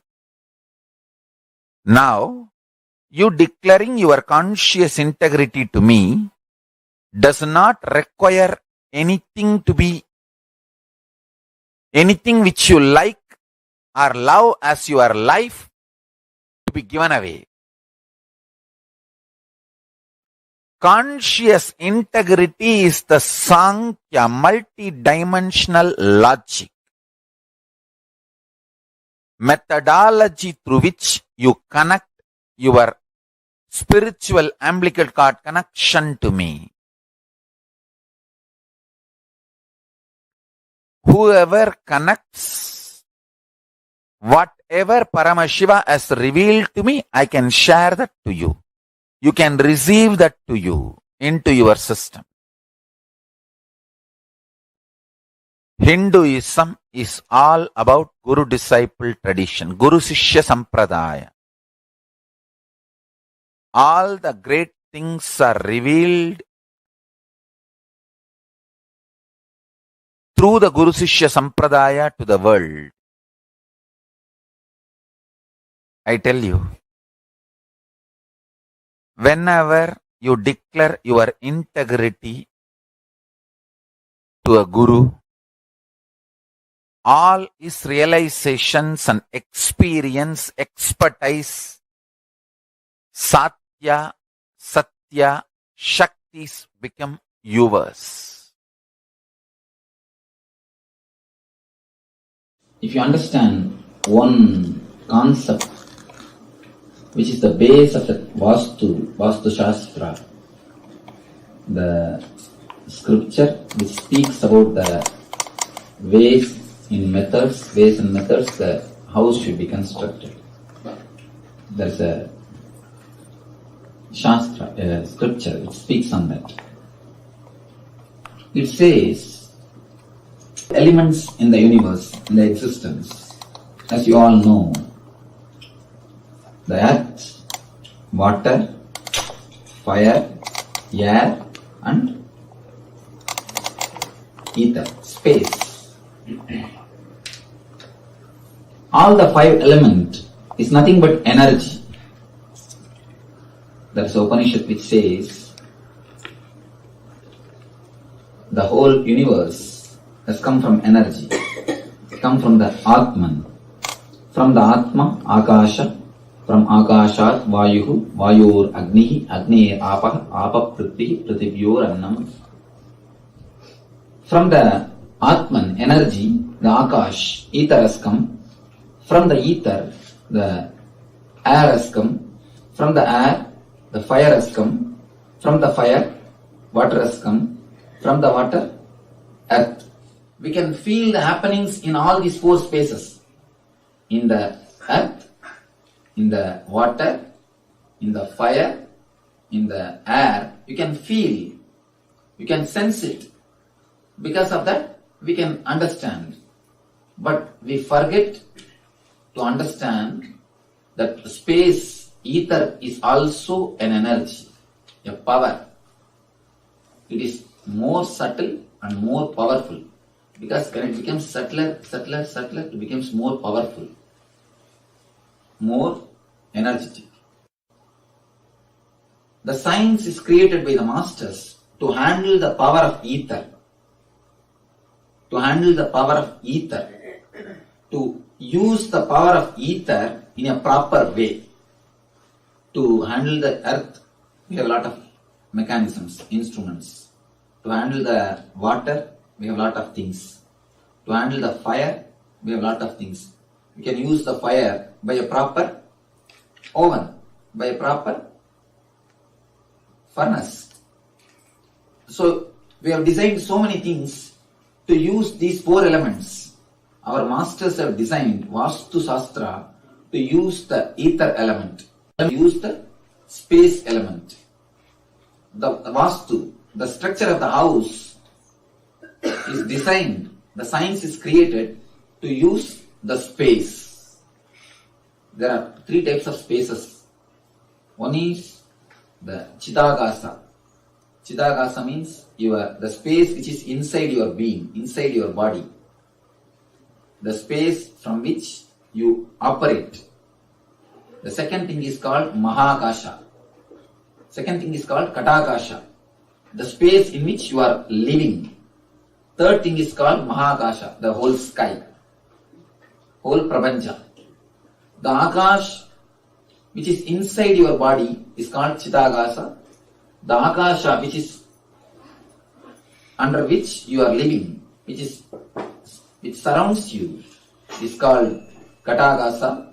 The Akasha, which is all over the universe, the Prapancha, is called Mahakasha. The Mahakasha is always pure, energetic, powerful. But the Katakasha gets imbued by your thoughts. The Katakasha has got the capacity to be energized or to lose its energy by your thoughts. It acts more or less like a alive being. Never think your house is a matter. Your house is an energy.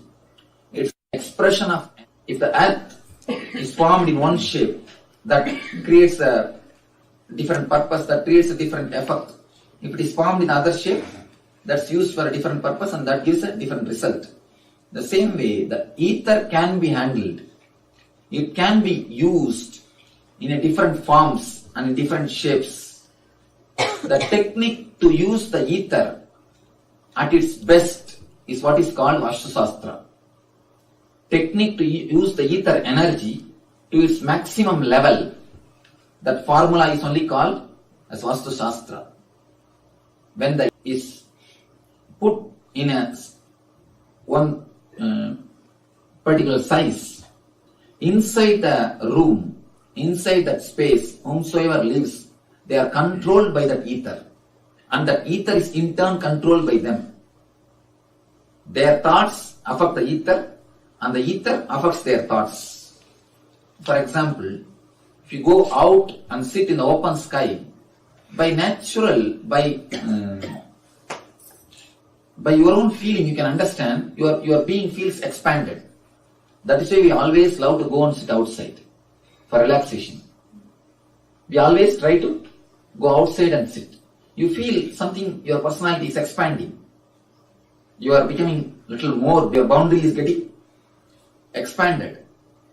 When you enter in a house where only the 8 feet is the roof level, or the 9 feet is roof level, your head is not hitting. Even then, you feel like being, compressed or shrinking. Your mind does not feel free, or your thoughts are not flowing. The shape in which you are living, the space in which you are living, plays a major role on your mind and thoughts. And the same way, your thoughts play major role on the space on which you are living. House is not the place where you live. House is how you live. It is the extension of your personality. It is the extension of your being. The one more thing you need to understand, in the Vastu there is a sutra which says, and which is proved in modern day, which says, including the rocks and plants and the trees or the furnitures, including all these things, everything responds to your thought.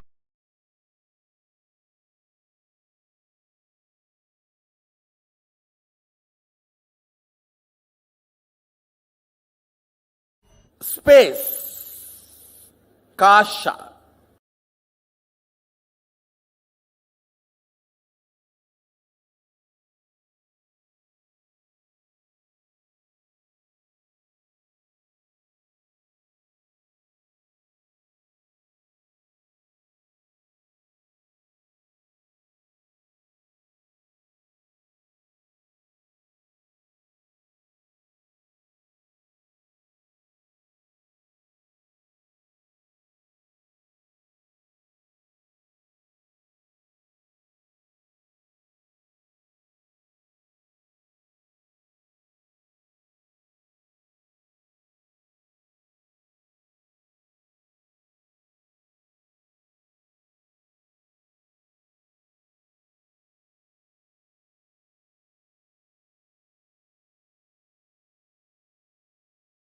Back to the space of listening. Get yourself a pen and a paper Yes, sorry for the technical glitch. Sorry for the technical glitch. I hope that each and every one of you are able to hear. I hope every one of you are able to hear me. Okay, that's wonderful. Yes. So now we'll listen from Swamiji about how we can manifest the reality in the Chitakasha. When we are having the space around us as Katakasha, just empty space, it's only going to roll out as more and more conflicts, more and more problems that is going to exist. But every word that you utter to yourself and every word that you utter outside, that creates a direct impact on the space outside and the space inside you. So when the space inside changes, naturally the space outside also changes.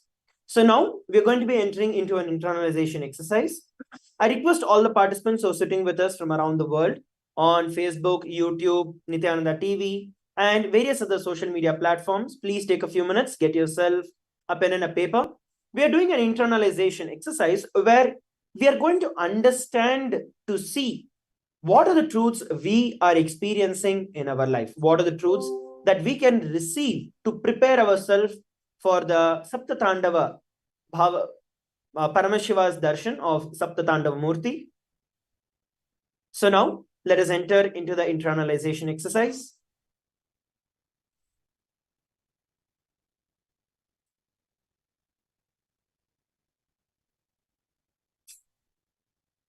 Please be seated.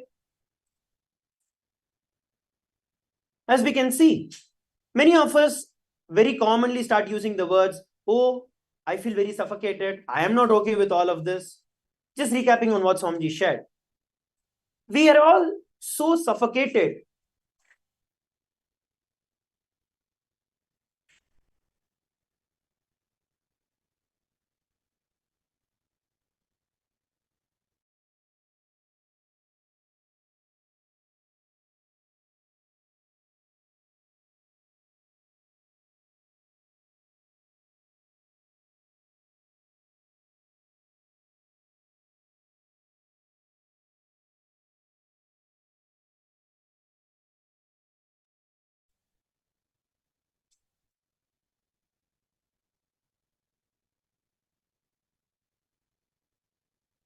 Sorry for the technical glitch.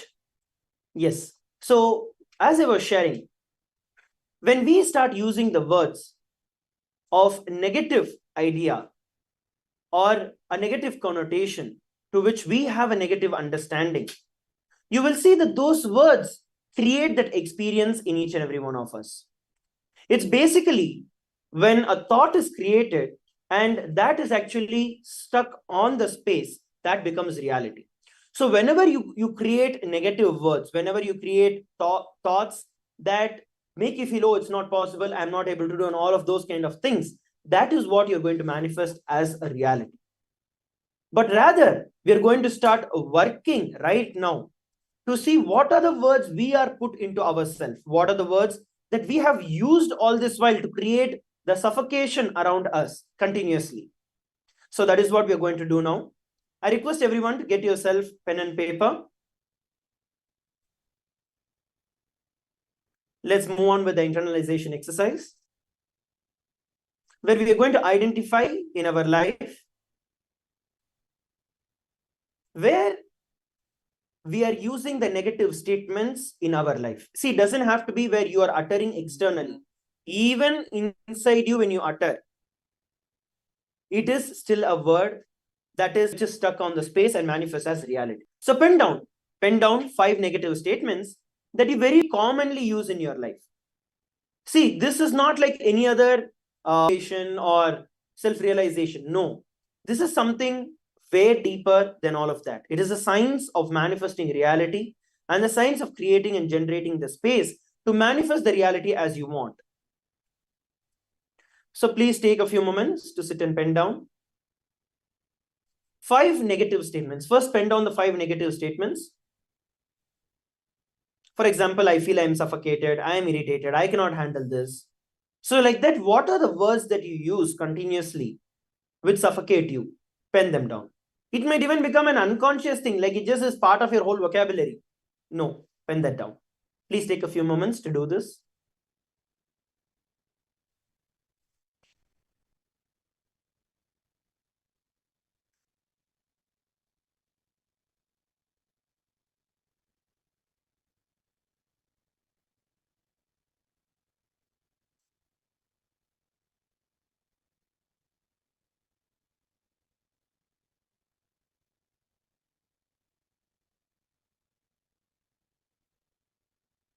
It's actually very simple. Immediately it just comes to our head because we are using it constantly.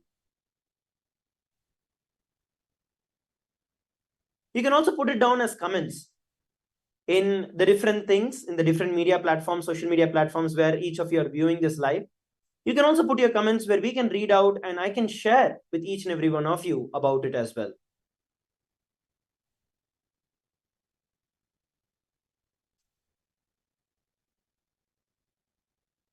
Please go ahead and put it.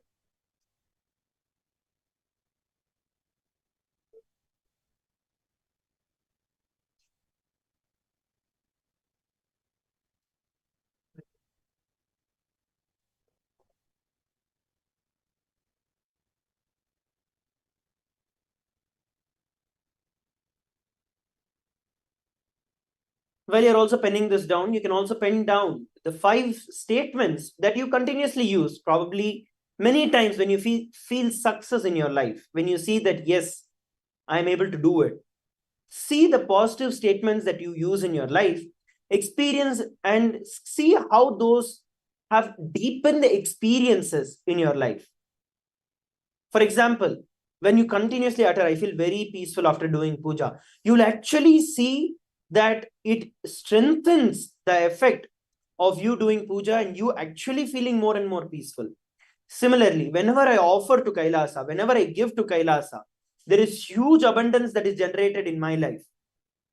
These are truths that you generate inside you also to manifest as a reality. Similarly, whenever I chant the Mahavakya, I am able to manifest all the extraordinary powers. I am able to get rid of any problem.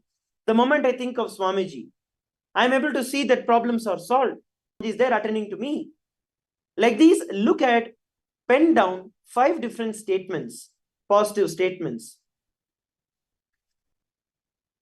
which have deepened the experience in your life. Please pen down.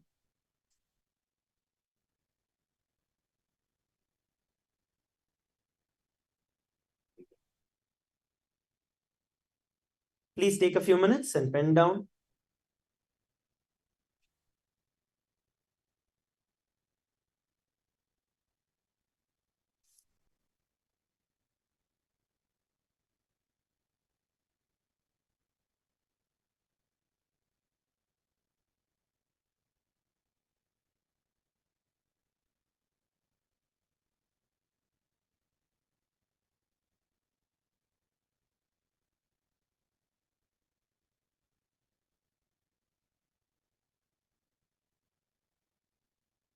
By doing this, actually, we are identifying the various situations in our life where we unconsciously and consciously destroy our life. And at the same time, we are also identifying the situations where we unconsciously and also consciously at many times build it in our life. Just by identifying this difference, you will see that you will start empowering it. You will start experiencing. Even now, so many of you are connected. So many devotees have joined. All of you know, the moment you have the Bhava Samadhi, Darshan, there's a gush of energy that happens. And you literally can manifest anything that you want during that time frame. And you're completely rejuvenated after the Bhava Samadhi Darshan. So these kind of powerful cognitions, there are many for every one of us. Now you have to decide, the moment you even identify, you have to look in to decide, what do you actually want to manifest? Do you want to create the space where you feel stuck? Or do you want to create the space where you want to manifest the reality? So just by penning down, you'll come to this understanding. You'll come to this realization. I request all of you also to go over and post. You can post it in the comment section, the Facebook, in the YouTube, in our various other platforms. You can post it. If you have any doubts or questions also, you can always post. Very, very shortly, we're going to be having the Bhava Samadhi Darshan of the Supreme Pontiff of Hinduism. So I request all the participants who are sitting with us, who are viewing this live from everywhere, let's prepare ourselves mentally and physically by doing the process and by being part of the entire preparatory program. See, the entire preparation actually helps you with receiving the darshan completely. So go over and participate in everything intensely, do everything intensely, which will help you with manifesting the powers of Paramashiva and experiencing the completeness of the Bhava Samadhi Darshan. So now it is time where we move towards the next segment of the preparation. We're going to be joining back after a very short break. I still request those of you who still haven't finished, please take your time, go over and pen down five of these situations and just reflect on it. There's nothing special that you're going to be doing. You're just going to reflect on it. So let us now move on to the next session after a short break. Please stay tuned. Thank you. Nithyananda.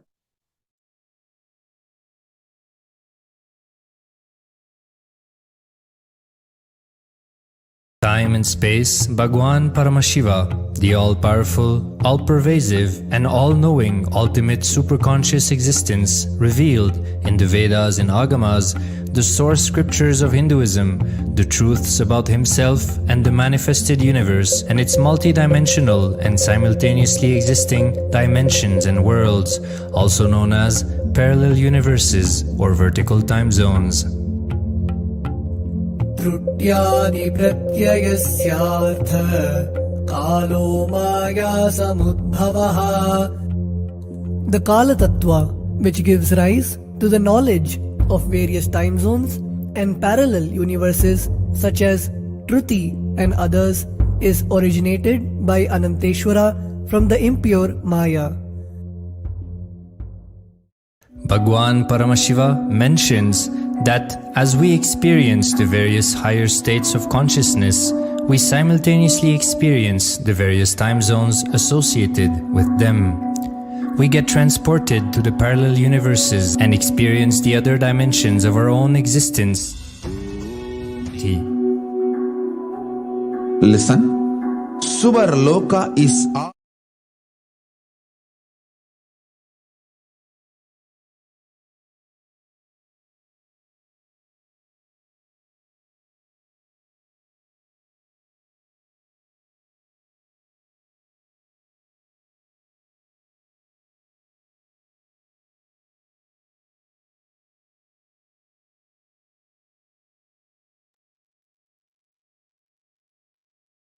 Nithyanandam Paramasukadam Kevalam Jnanamurtim Dvandvadikam Gaganasadrisham Tattvamasyaadilakshyan Ekam Nityam Vimalamachalam Sarvadi Sakshibhutam Bhavadikam Trigunarahitam Sadgurum Tam Namami. Nithyanandam. We welcome all the viewers, participants from more than 175 countries joining with us in two-way video conferencing and all the Kailasas social media platforms. I welcome each and every one of you all to this amazing segment today. And we would like to the auspicious occasion of Kailasas Pongal. Very good new auspicious beginning is what we would like to wish to all of you. And now, in this segment, we are going to be seeing one of the very important aspects all the Hindus are looking forward in today's world. And in today's world, if you take any part of the world, there is so much of suffering in terms of, though there is advanced technology available, is the technology really meeting the demands for the people in terms of health, in terms of well-being, in terms of mental peace? Is it really catering the needs of the people today? Answer is no. But how our Hindu civilization, being as old as sun, how the age-old Hindu civilization was able to maintain the ecosystem in a very blissful way, where every single sect of the ecosystem constantly worked towards living enlightenment. It is because of the structure, the ecclesiastical structure, that held the ecosystems together, which is responsible for this well-being of the people. In today's segment, we are going to learn some of the very interesting facts and ideas about how the Hindu kingdoms functioned in the past.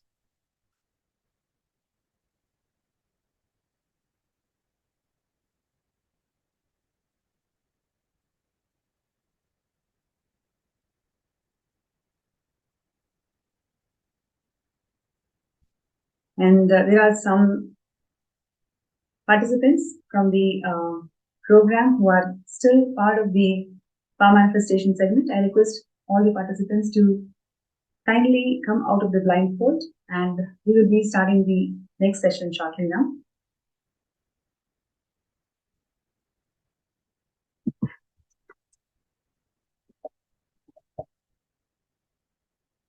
Yes.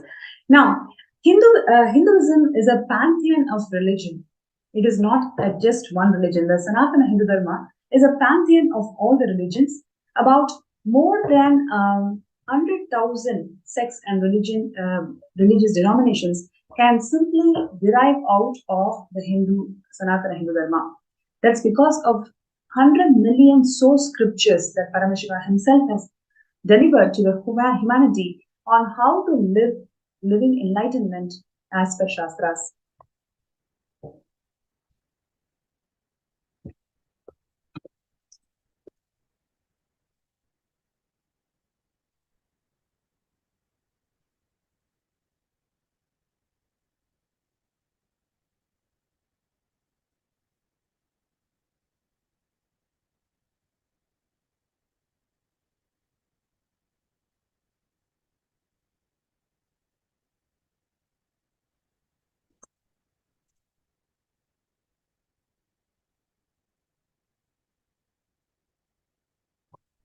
There are 56 Hindu nations and kingdoms that constituted the Sanatana Hindu Dharma in the ancient times. And Lord Paramashiva, Bhagavan Paramashiva, presides as the head of the state in three forms. How? There is number one, through scriptures, Vedas and Agamas. And number two is through deities, presiding deities, Archavatara. And number three, Nijavatara, which is the enlightened incarnations of Paramashiva. The Rajaguru or the Raja Rishis in themselves preside over these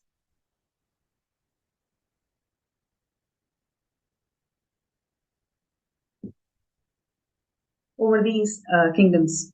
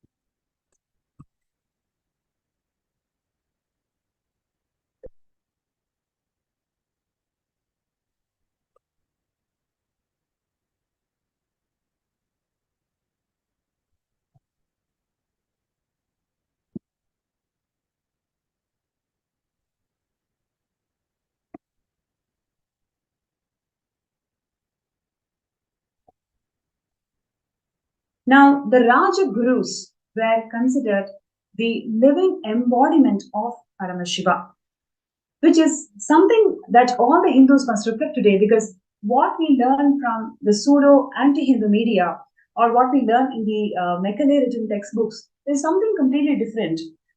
It has almost become a fashion statement for today's youth to say that I don't believe in gurus. But please understand, your past, your history, your ancestors have shown something extraordinary, where the Nijavataras, the incarnation of Paramashiva, is always represented through enlightened gurus. So the Raja Gurus were considered the living embodiment of Lord Paramashiva. And they are not only the spiritual authority of the kingdom, they also form the apex constitutional authority and the head of the state. Yes, you heard it right. The gurus, the Raja Gurus, formed the apex constitutional authority and they were considered as the head of the state. They, in fact, they were also addressed as Jagat Guru Mahasanidhanam or Guru Mahasanidhanam. And the Guru Mahasanidhanam is, can be translated as the Supreme Pontiff of Hinduism.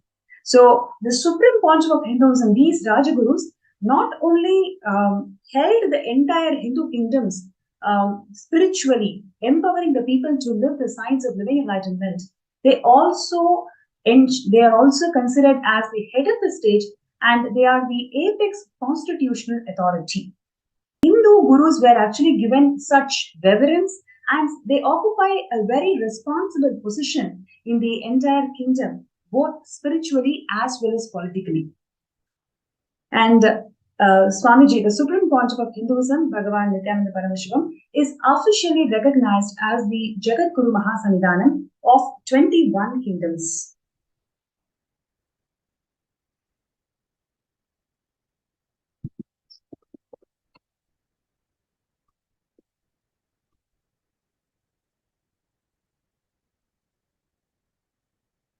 And these Jagat Gurus had the responsibility of appointing and coronating the king of the Hindu nation. This is something, once again, a very interesting fact to many of you because you might not have cognized the role and the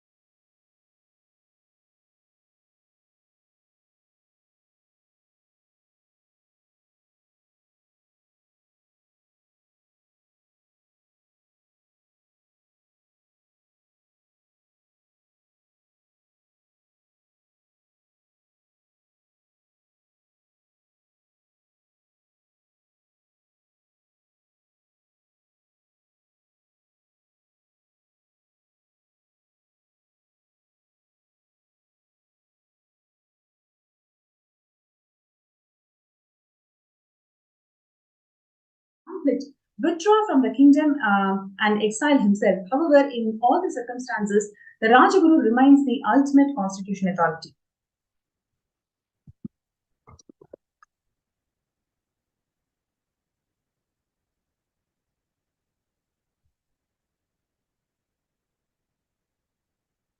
Yes.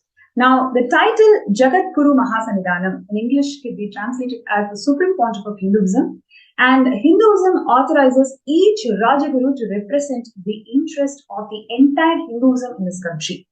And even internationally and nationally, they become the apex body, apex structures who represent this entire interest of the Hindu community. And like this, so many other people, just like Vishnu Gupta, like I mentioned earlier, there are many such Rajagurus who formed a key role in advancing faith, in advancing religion, in advancing technology, medicine, and the political sovereignty of these Hindu kingdoms at large.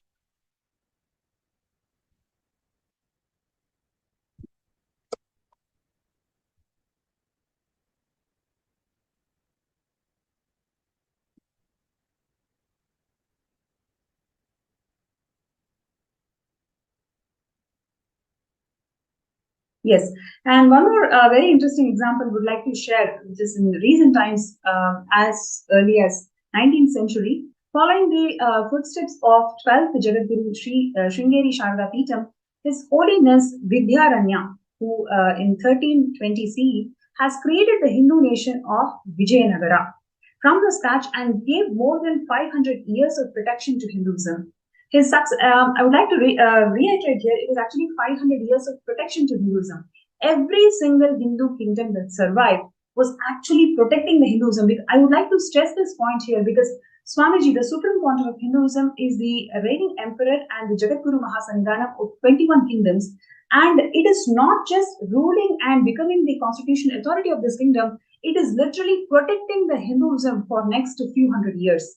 Every time a Hindu kingdom is revived, it is resurrected and under the guidance of a Rajaguru, it just means that the Hinduism is going to thrive for next few hundred years in that society. So Swamiji is the Supreme Pontiff of Hinduism, is the Jagadguru Mahasanidhanam of 21 such kingdoms.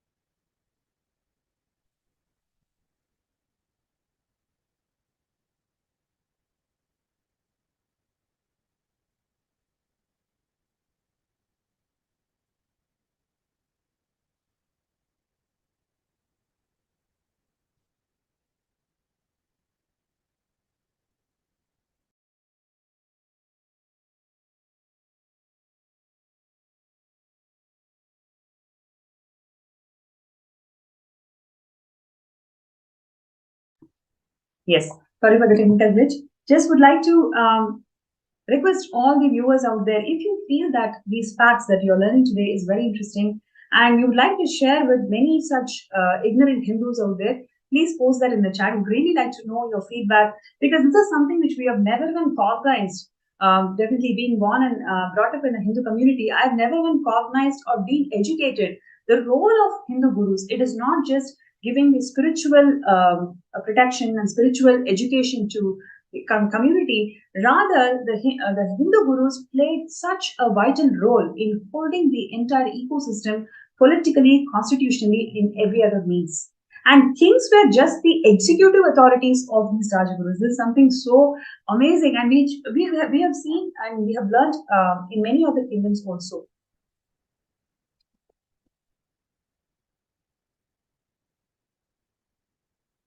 So what I'm just going to share with all of you is on 11th, 12th, and 13th of January 2015, Swamiji was coronated as the Supreme Pontiff of Hinduism.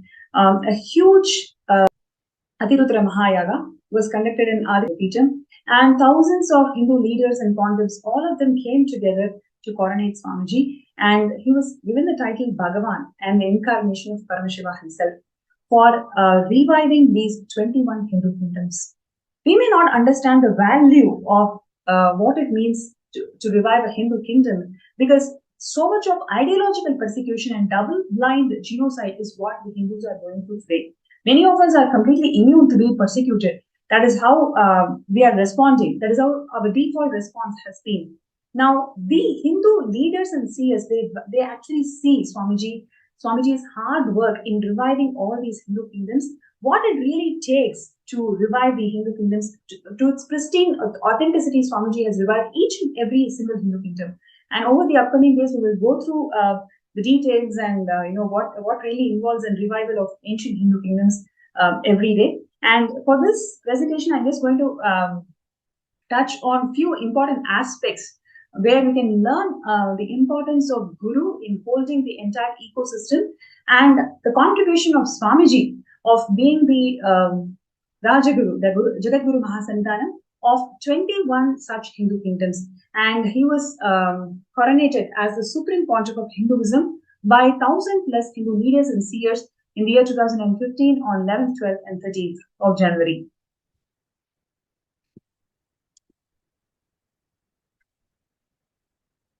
And the Atirutra Mahayaga is the highest form of worship of Paramashiva as per Hindu sacred scriptures.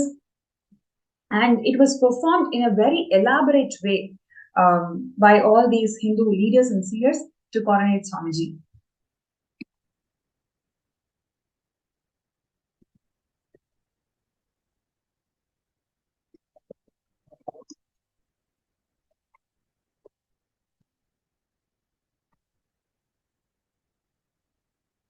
And the 21 kingdoms where Swamiji is the Jagadguru Mahasannidhanam starts with the Arunachala Sarvanya Peetham, and then followed by Tundai Mandala Madinam. Then we have Suryavamsa Surangi Samrajyam, and this is the Bhagyanagara Sarvanya Peetham. Yes, this is Kailasa Paramparagata Suryavamsa Surangi Samrajyam, where Swamiji is the incumbent emperor of this kingdom. And what you're seeing here is Kailasa Paramparagata Agnivamsa Pallava Samrajyam. And Swamiji was coronated as the 293rd Guru Mahasannidhanam of the ancient Madurai. And here what you're seeing is the coronation of Swamiji as the Acharya Mahamandaleshwar of Mahanirvani Akada. And Acharya Mahamandaleshwar of Achala Akada and Mahamandaleshwar of Mahanirvani Akada. And here, three kingdoms, namely Kailasa Paramparagata, Suryavamsa Sarvangipita Adi Chola Samrajyam. Swamiji is coronated as the Swarnapita Sarvangipita Swargapuram. Yes, and it is not just revival of these ancient kingdoms. Swamiji has delivered discourses, thousands and thousands of hours of discourses. In fact, Swamiji is awarded as the person who has delivered maximum number of spiritual discourses, 3 lakh discourses in the last 30 years by the Asia Book of Records. And more than, Swamiji also was awarded as the single-authored book, single author, maximum number of books written by a single author.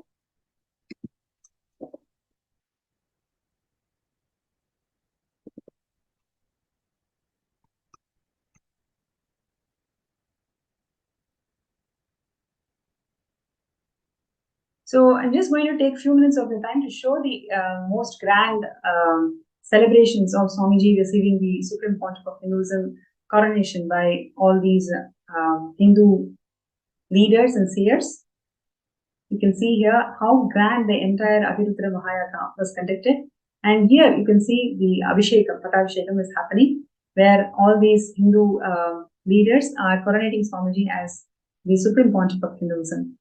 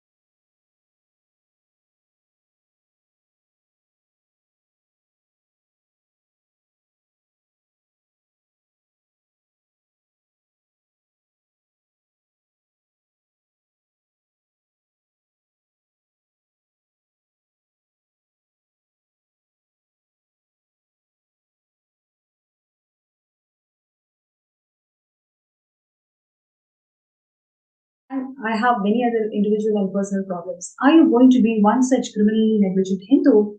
Or are you going to awaken to the true purpose for what you have happened today? The avatar has descended in this planet to revive the Sanatana Hindu Dharma to its original glory. We can see it every day, literally every single day. Kailasa is signing bilateral agreements with several countries and cities around the world. Everybody is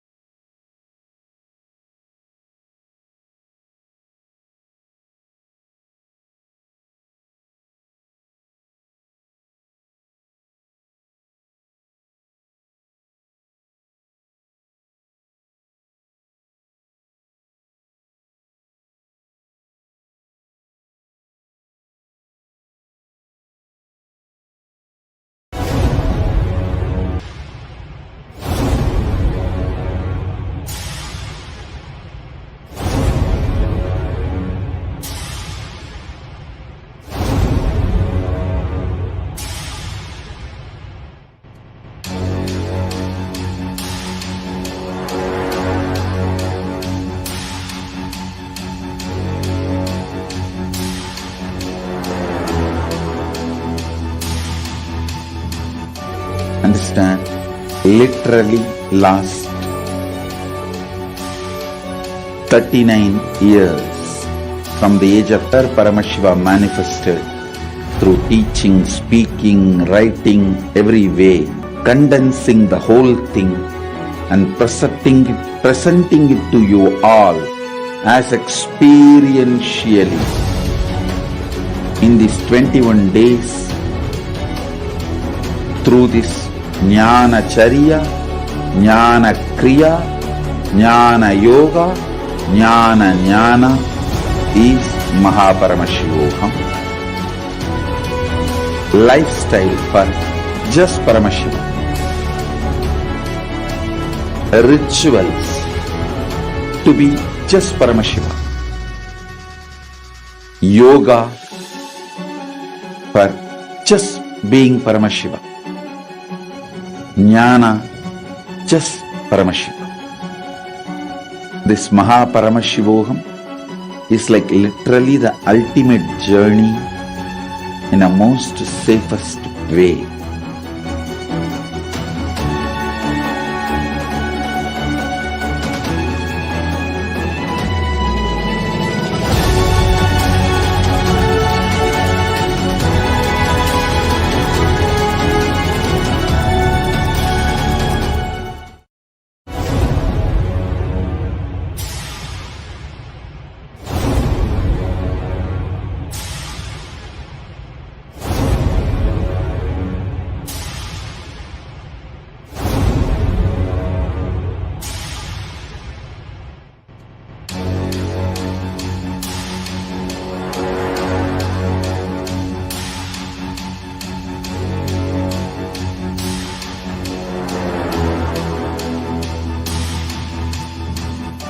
Understand, literally last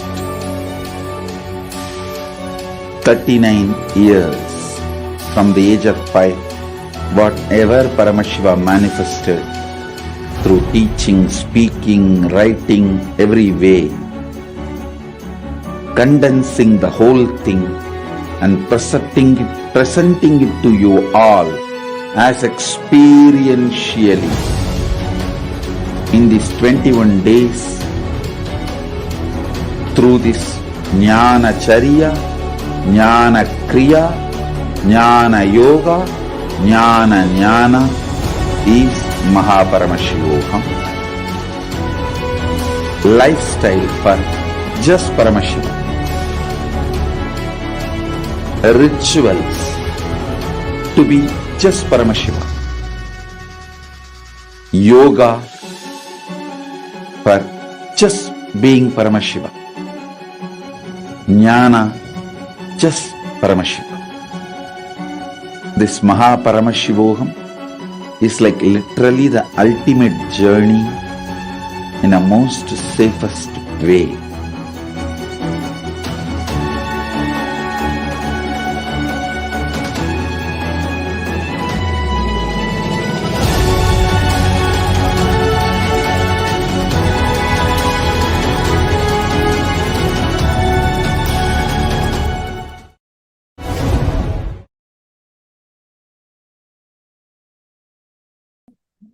Welcome back, all the viewers. Would like to complete with all the viewers. Sorry for the technical glitch. And we'll resume the session now. I'd like to summarize shortly about all the discussions that we had in last half an hour. Hindu gurus are at the receiving end of the brutal persecution that Sanatana Hindu Dharma is facing. Anybody who declares themselves as a Hindu guru is a target by the anti-Hindu elements in the form of hate propaganda or just a lawfare. This actually is instilled in the community in a such way that even to tell that I have a guru is a matter of shame for Hindus. And ideological persecution has happened in the Hindu community. But in today's presentation, how Hindu gurus were revered in Sanatana Hindu Dharma, the place and position that they held in Sanatana Hindu Dharma. They are not just the spiritual authorities of the kingdom, they are in fact institutional apex body. And in fact, the kings, who we always think that, they are the rulers, they are the ultimate authority of the kingdom, They are actually the executive authorities of the kingdom, not the administrative or the constitutional head of the kingdom. So the constitutional head of the kingdom is always the Rajaguru. So this we have actually seen in so many examples. And today, Swamiji, the supreme pontiff of Hinduism, Bhagavan Nithyananda Paramashivam, is the Rajaguru or the Guru Mahasannidhanam of 21 ancient kingdoms. In each of these kingdoms, Swamiji has revived and protected the values that each ecosystem held. When it is revival, it is about reviving all the five pillars, whether it is Annalaya or Goshala or preserving the religious sanctity that the temple must hold. Every single aspect of the Hindu kingdom is taken care and is revived and brought back to life. And he is recognized as the Guru Mahasannidhanam. He is coronated as the Guru Mahasannidhanam of this 21 such ancient Hindu kingdoms. So now, so when Swamiji is the Guru Mahasannidhanam of these ancient kingdoms, which only means that the revival of Sanatana Hindu Dharma is happening to its totality. And when the Hindu scriptures, Vedas and Agamas are getting destroyed, when Hindu temples, where the Archavatara is getting abused, and the Nijavatara, the gurus and enlightened masters are getting abused, this is exactly when the descent of the avatar happens. Swamiji is the 1008th incarnation of Paramashiva, and he has descended in this planet Earth just for the protection and the revival of Sanatana Hindu Dharma. And it is happening beautifully with Swamiji's grace and blessings. Kailasa is going to be open very, very shortly, and Swamiji is going to be announcing this year about the Kailasa being open for all the public to enjoy and benefit from the fruits of Hinduism. Now, it gives us a very important perspective that when Kailasa is advancing, where Kailasa is making a great progress in a way that the entire mass is becoming so, they are actually celebrating it as their own success. That is how they see Kailasa. So if this is the sentiment amongst the mass, the people who are there here, can we take a step? Can we take one step that makes us understand that Kailasa is my life, and I'm going to take this step towards building this Hindu nation.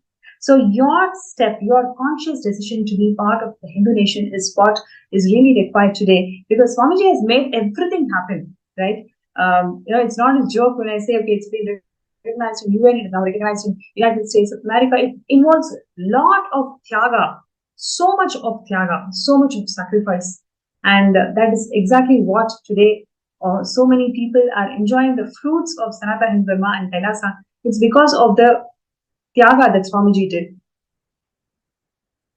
Right. So on this occasion, I welcome and request all the participants, all the viewers out there, let us take that one sankalpa. Let us take that sankalpa that yes, I'm going to make it happen, and I'm going to give my best to be part of Kailasa. Your decision to be part of Kailasa is what is really required, because the rest of the whole thing, Swamiji is going to make it happen so beautifully. So would like to request all the participants to sign up in the link projected.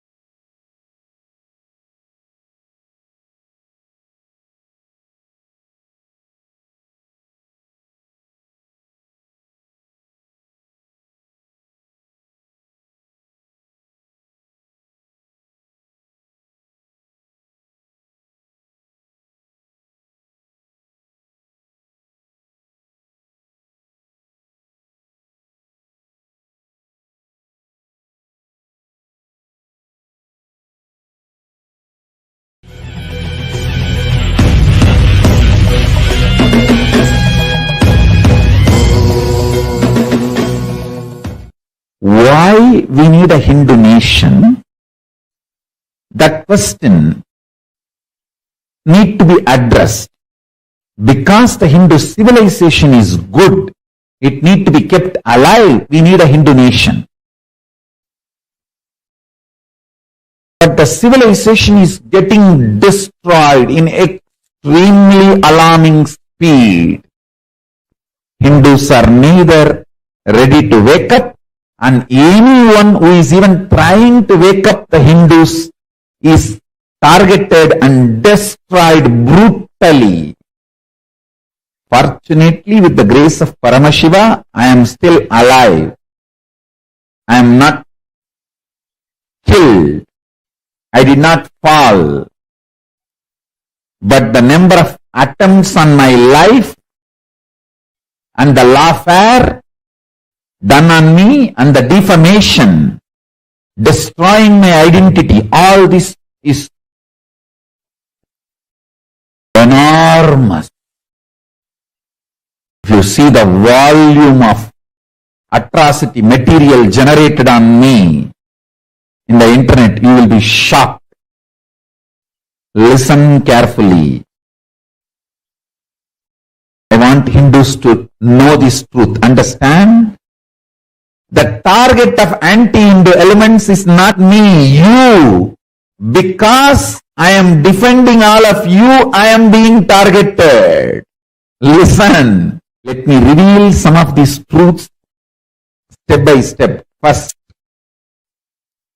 India has two layers: civilizational nation, territorial nation. The threats territory is facing, all of you know. But the threats civilizational nation is facing, unsaid. Even the Hindus are not waking up to this truth. The threat Hindu civilizational nation is facing, even Hindus strongly believe caste system is wrong. Oh God.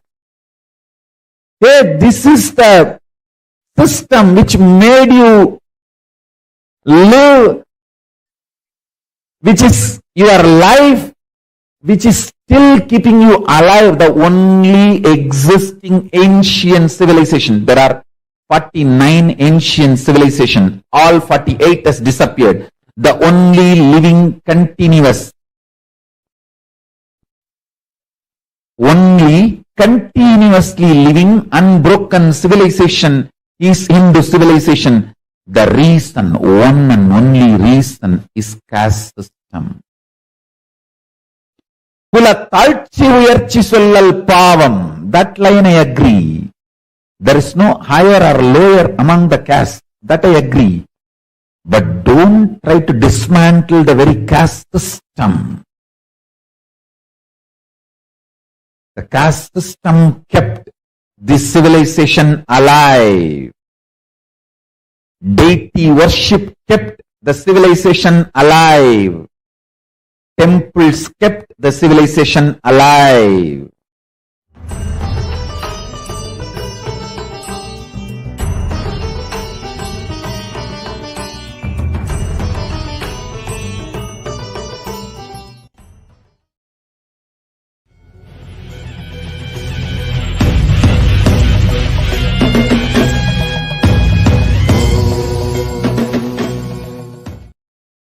I have incorporated this Kailasa, nation without borders. Kailasa, nation without borders. In a way I can say whole universe is the Kailasa.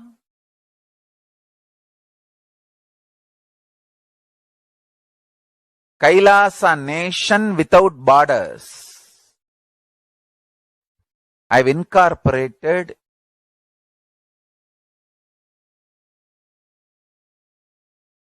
in multiple countries. Each Kailasa will function in their own countries as per that country's law, within that country's law.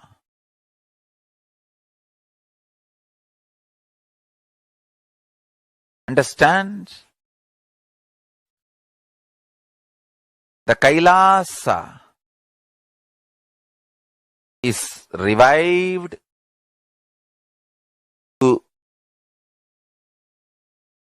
do contribution, uniting the nations for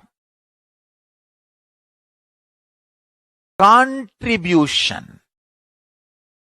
Hinduism, Veda Agamas have great things to contribute to the world. Like the great power manifestation, the ancient culture and arts, the ancient lifestyle truths, the ancient medical practices and medicinal knowledge, the ancient indigenous cultural heritage and jewelry, perfume, dance, music. In every level, Hinduism has so much to contribute. Veda Agamic traditions have so much to contribute. To share all this with the world, to contribute to the world.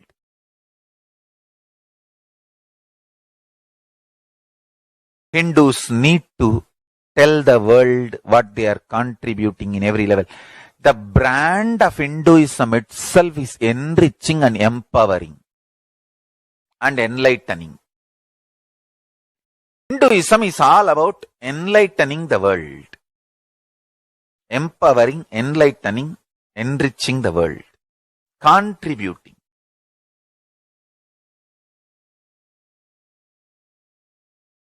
That is our spiritual life. That is our spiritual strength. That is our spiritual core principle.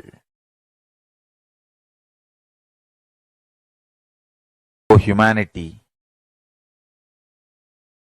I request you with folded hands, some one corner of the world, if you just give me few hundred acres, I will keep this whole science alive. Leave it for the whole humanity freely. Fortunately, Paramashiva has given me the power to decode all this Hindu medicinal system, Hindu judiciary system, Hindu social law and order system, Hindu power manifestation system, Hindu mental sciences system, Hindu yogic sciences, the sciences of Hindu biology, Hindu physics, Hindu psychology, Hindu physiology, Hindu chemistry, all this Paramashiva has given me the power to decode. Whatever the remaining scriptures are available with the humanity, Paramashiva has blessed me, and I have collected, not only I have collected and organized, I can decode. This whole science can be kept alive in any one corner of the world.